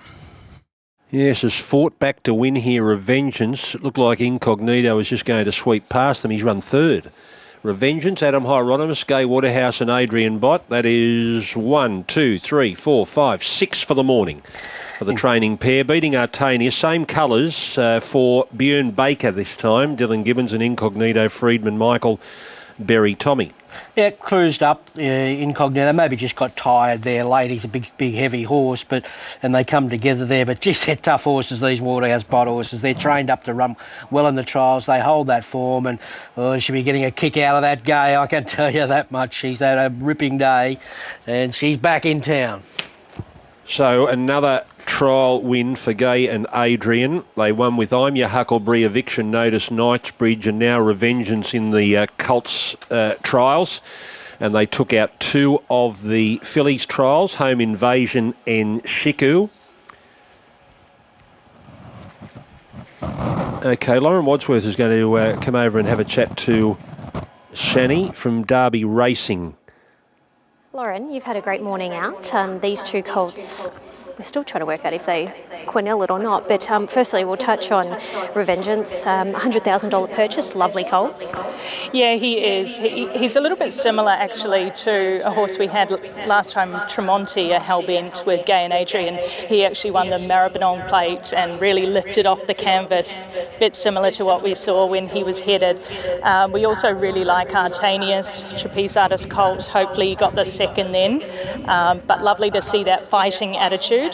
Gay and Adrian said he just continued to improve, and he's still a little bit green, uncertain, but a great job and a lovely ride too. You've had a few others trial, but Off Alone, Home Invasion and Shade. What horses impressed you the most? Yeah, Home Invasion is an interesting one. She's just been pure professional. It looks at quite obvious speed, fast 2-year-old type, which responds so well to the Waterhouse and Bott system. We also had Better Off Alone, a little bit different. She sort of sat off them and picked them up and was unlucky to finish second, but nice to see 2-year-olds that are so well prepared. We've got horses for Björn and Gay Adrian today. Turned out perfect and great attitudes. Still learning, of course, but exciting ride ahead for our owners. How many more 2-year-olds are in the boxes at home that aren't too far off stepping out? Yeah, we've actually got a nice little wave in the second lot. It's just starting to come through and do barrier work and jump outs. A couple of exciting horses in there still, but these are our most forward. We really wanted them to be here today, and they've all made it, so very exciting. Can't ask for much more. Well done. Exactly. Thank you. All right, we're just waiting for the confirmation of the times to wrap things up here. A Vengeance winning the final trial of the morning by Hellbent out of Havasu, Gay Waterhouse and Adrian Bott, their 6th trial win of the morning. 4 Colts, 2 Fillies, Revengeance, and Adam Hieronymus has had a good morning as well. 50.38, 50.38 and 33.46. 50.38, 33.46. So of what we've seen this morning, Ronnie, what are your takeaways? Look, I want to go home and have a really good look at them again. I don't think there's an absolute standout amongst them, personally, but that may change once I have another look. But in the heat of the moment, I say, we'll be just looking for the improvers. I don't think there's a lot between a few of them. There's some tough nuts amongst them, and obviously they're pretty hard to. They're going to be hard to beat the Waterhouse Bott horses come 2 weeks' time, because they're just so well educated and tuned up, and the others may have more improvement to come, but they haven't got enough time to make that ground up. That's right. We're less than 2 weeks away. It'll be interesting what Shani has to say about them when they're in the yard on race day and how they handle that atmosphere. I mean, there was a decent crowd here today, but you can times that by 20 by the time they get here for the Gimcrack and the Breeders' Plate. But what she sees from today in this little time, less than 2 weeks to Epsom Day. Ali, what are your takeaways from this morning? I think it's been the most professional type of 2-year-olds I've seen in my few years of doing the 2-year-old trials. I enjoy most seeing how they've improved from the yearling sales time to now. The first season sires that made their impression today, Home Affairs and Stay Inside. I thought I'm Your Huckleberry was, they're saying Stormboy 2.0. I thought, considering Adam Hieronymus is probably carrying a bit more weight as well than Tim Clark, I thought Eviction Notice was good, but for me it was I'm Your Huckleberry. And then the horse that ran on there was the Machine Gun. He just looked such a professional type, doing everything right at home. It's only his first prep as well. So these horses that can stand up and just continue to improve are the ones that I like to follow. And overall, it's been a fantastic morning. I thought Gratifying was good. And of the fillies, one of the best physicals that I saw all morning was Mas Vingo. She was a real standout. So the winning sires here today, Home Affairs got off to a great start with I'm Your Huckleberry in the first and also Home Invasion in the second. So 1 Colt, 1 filly. Then Eviction Notice was by Stay Inside. So a good start for the first season sires. Oh, Yes She Did was by Yes, Yes, Yes. Knightsbridge by Farnan. We saw that horse that Ali said, Masvingo by Zoostar. I Am Bub by I Am Invincible. Sheiky by Too Darn Hot. And Revengeance by Hellbent. Some big names. My word. I like Sheiky as far as the filly's concerned. I think she did more than enough there, and she ran time as well, obviously. Well done to Mitchell and Desiree Kearney as well. They've got new comers to the stable. Obviously, they've bought well, and we expect Gay and Adrian to win trials on this morning, like Gay has done for decades, but for that stable to do what they did this morning, winning 2 trials and have a runner in both the Breeders' Plate and the Gimcrack, is a real feather in their cap. So that is the 2-year-old trials this morning. Thank you to Ali and Chantelle and Duff and our team out here at Randwick today. We will look at these intensely on Formline on the Thursday before the Breeders' and Gimcrack. Thanks for joining us here at Randwick.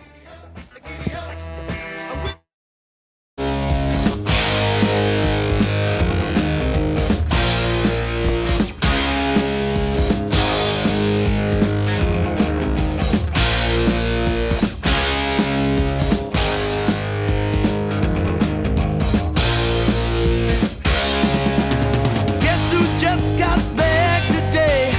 Them wild-eyed boys that had been away haven't changed, had much to say.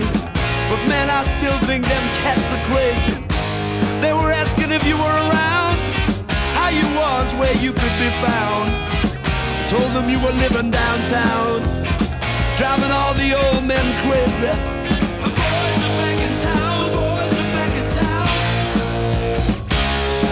I said, the boys are back in town, the boys are back in town. The boys are back in town, the boys are back in town, boys are back in town, boys are back in town.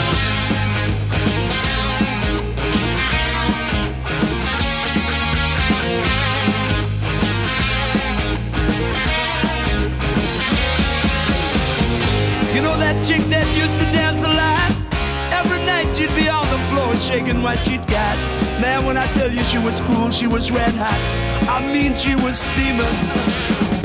And that time over at Johnny's place, well, this chick got up and she slapped Johnny's face. Man, we just fell about the place.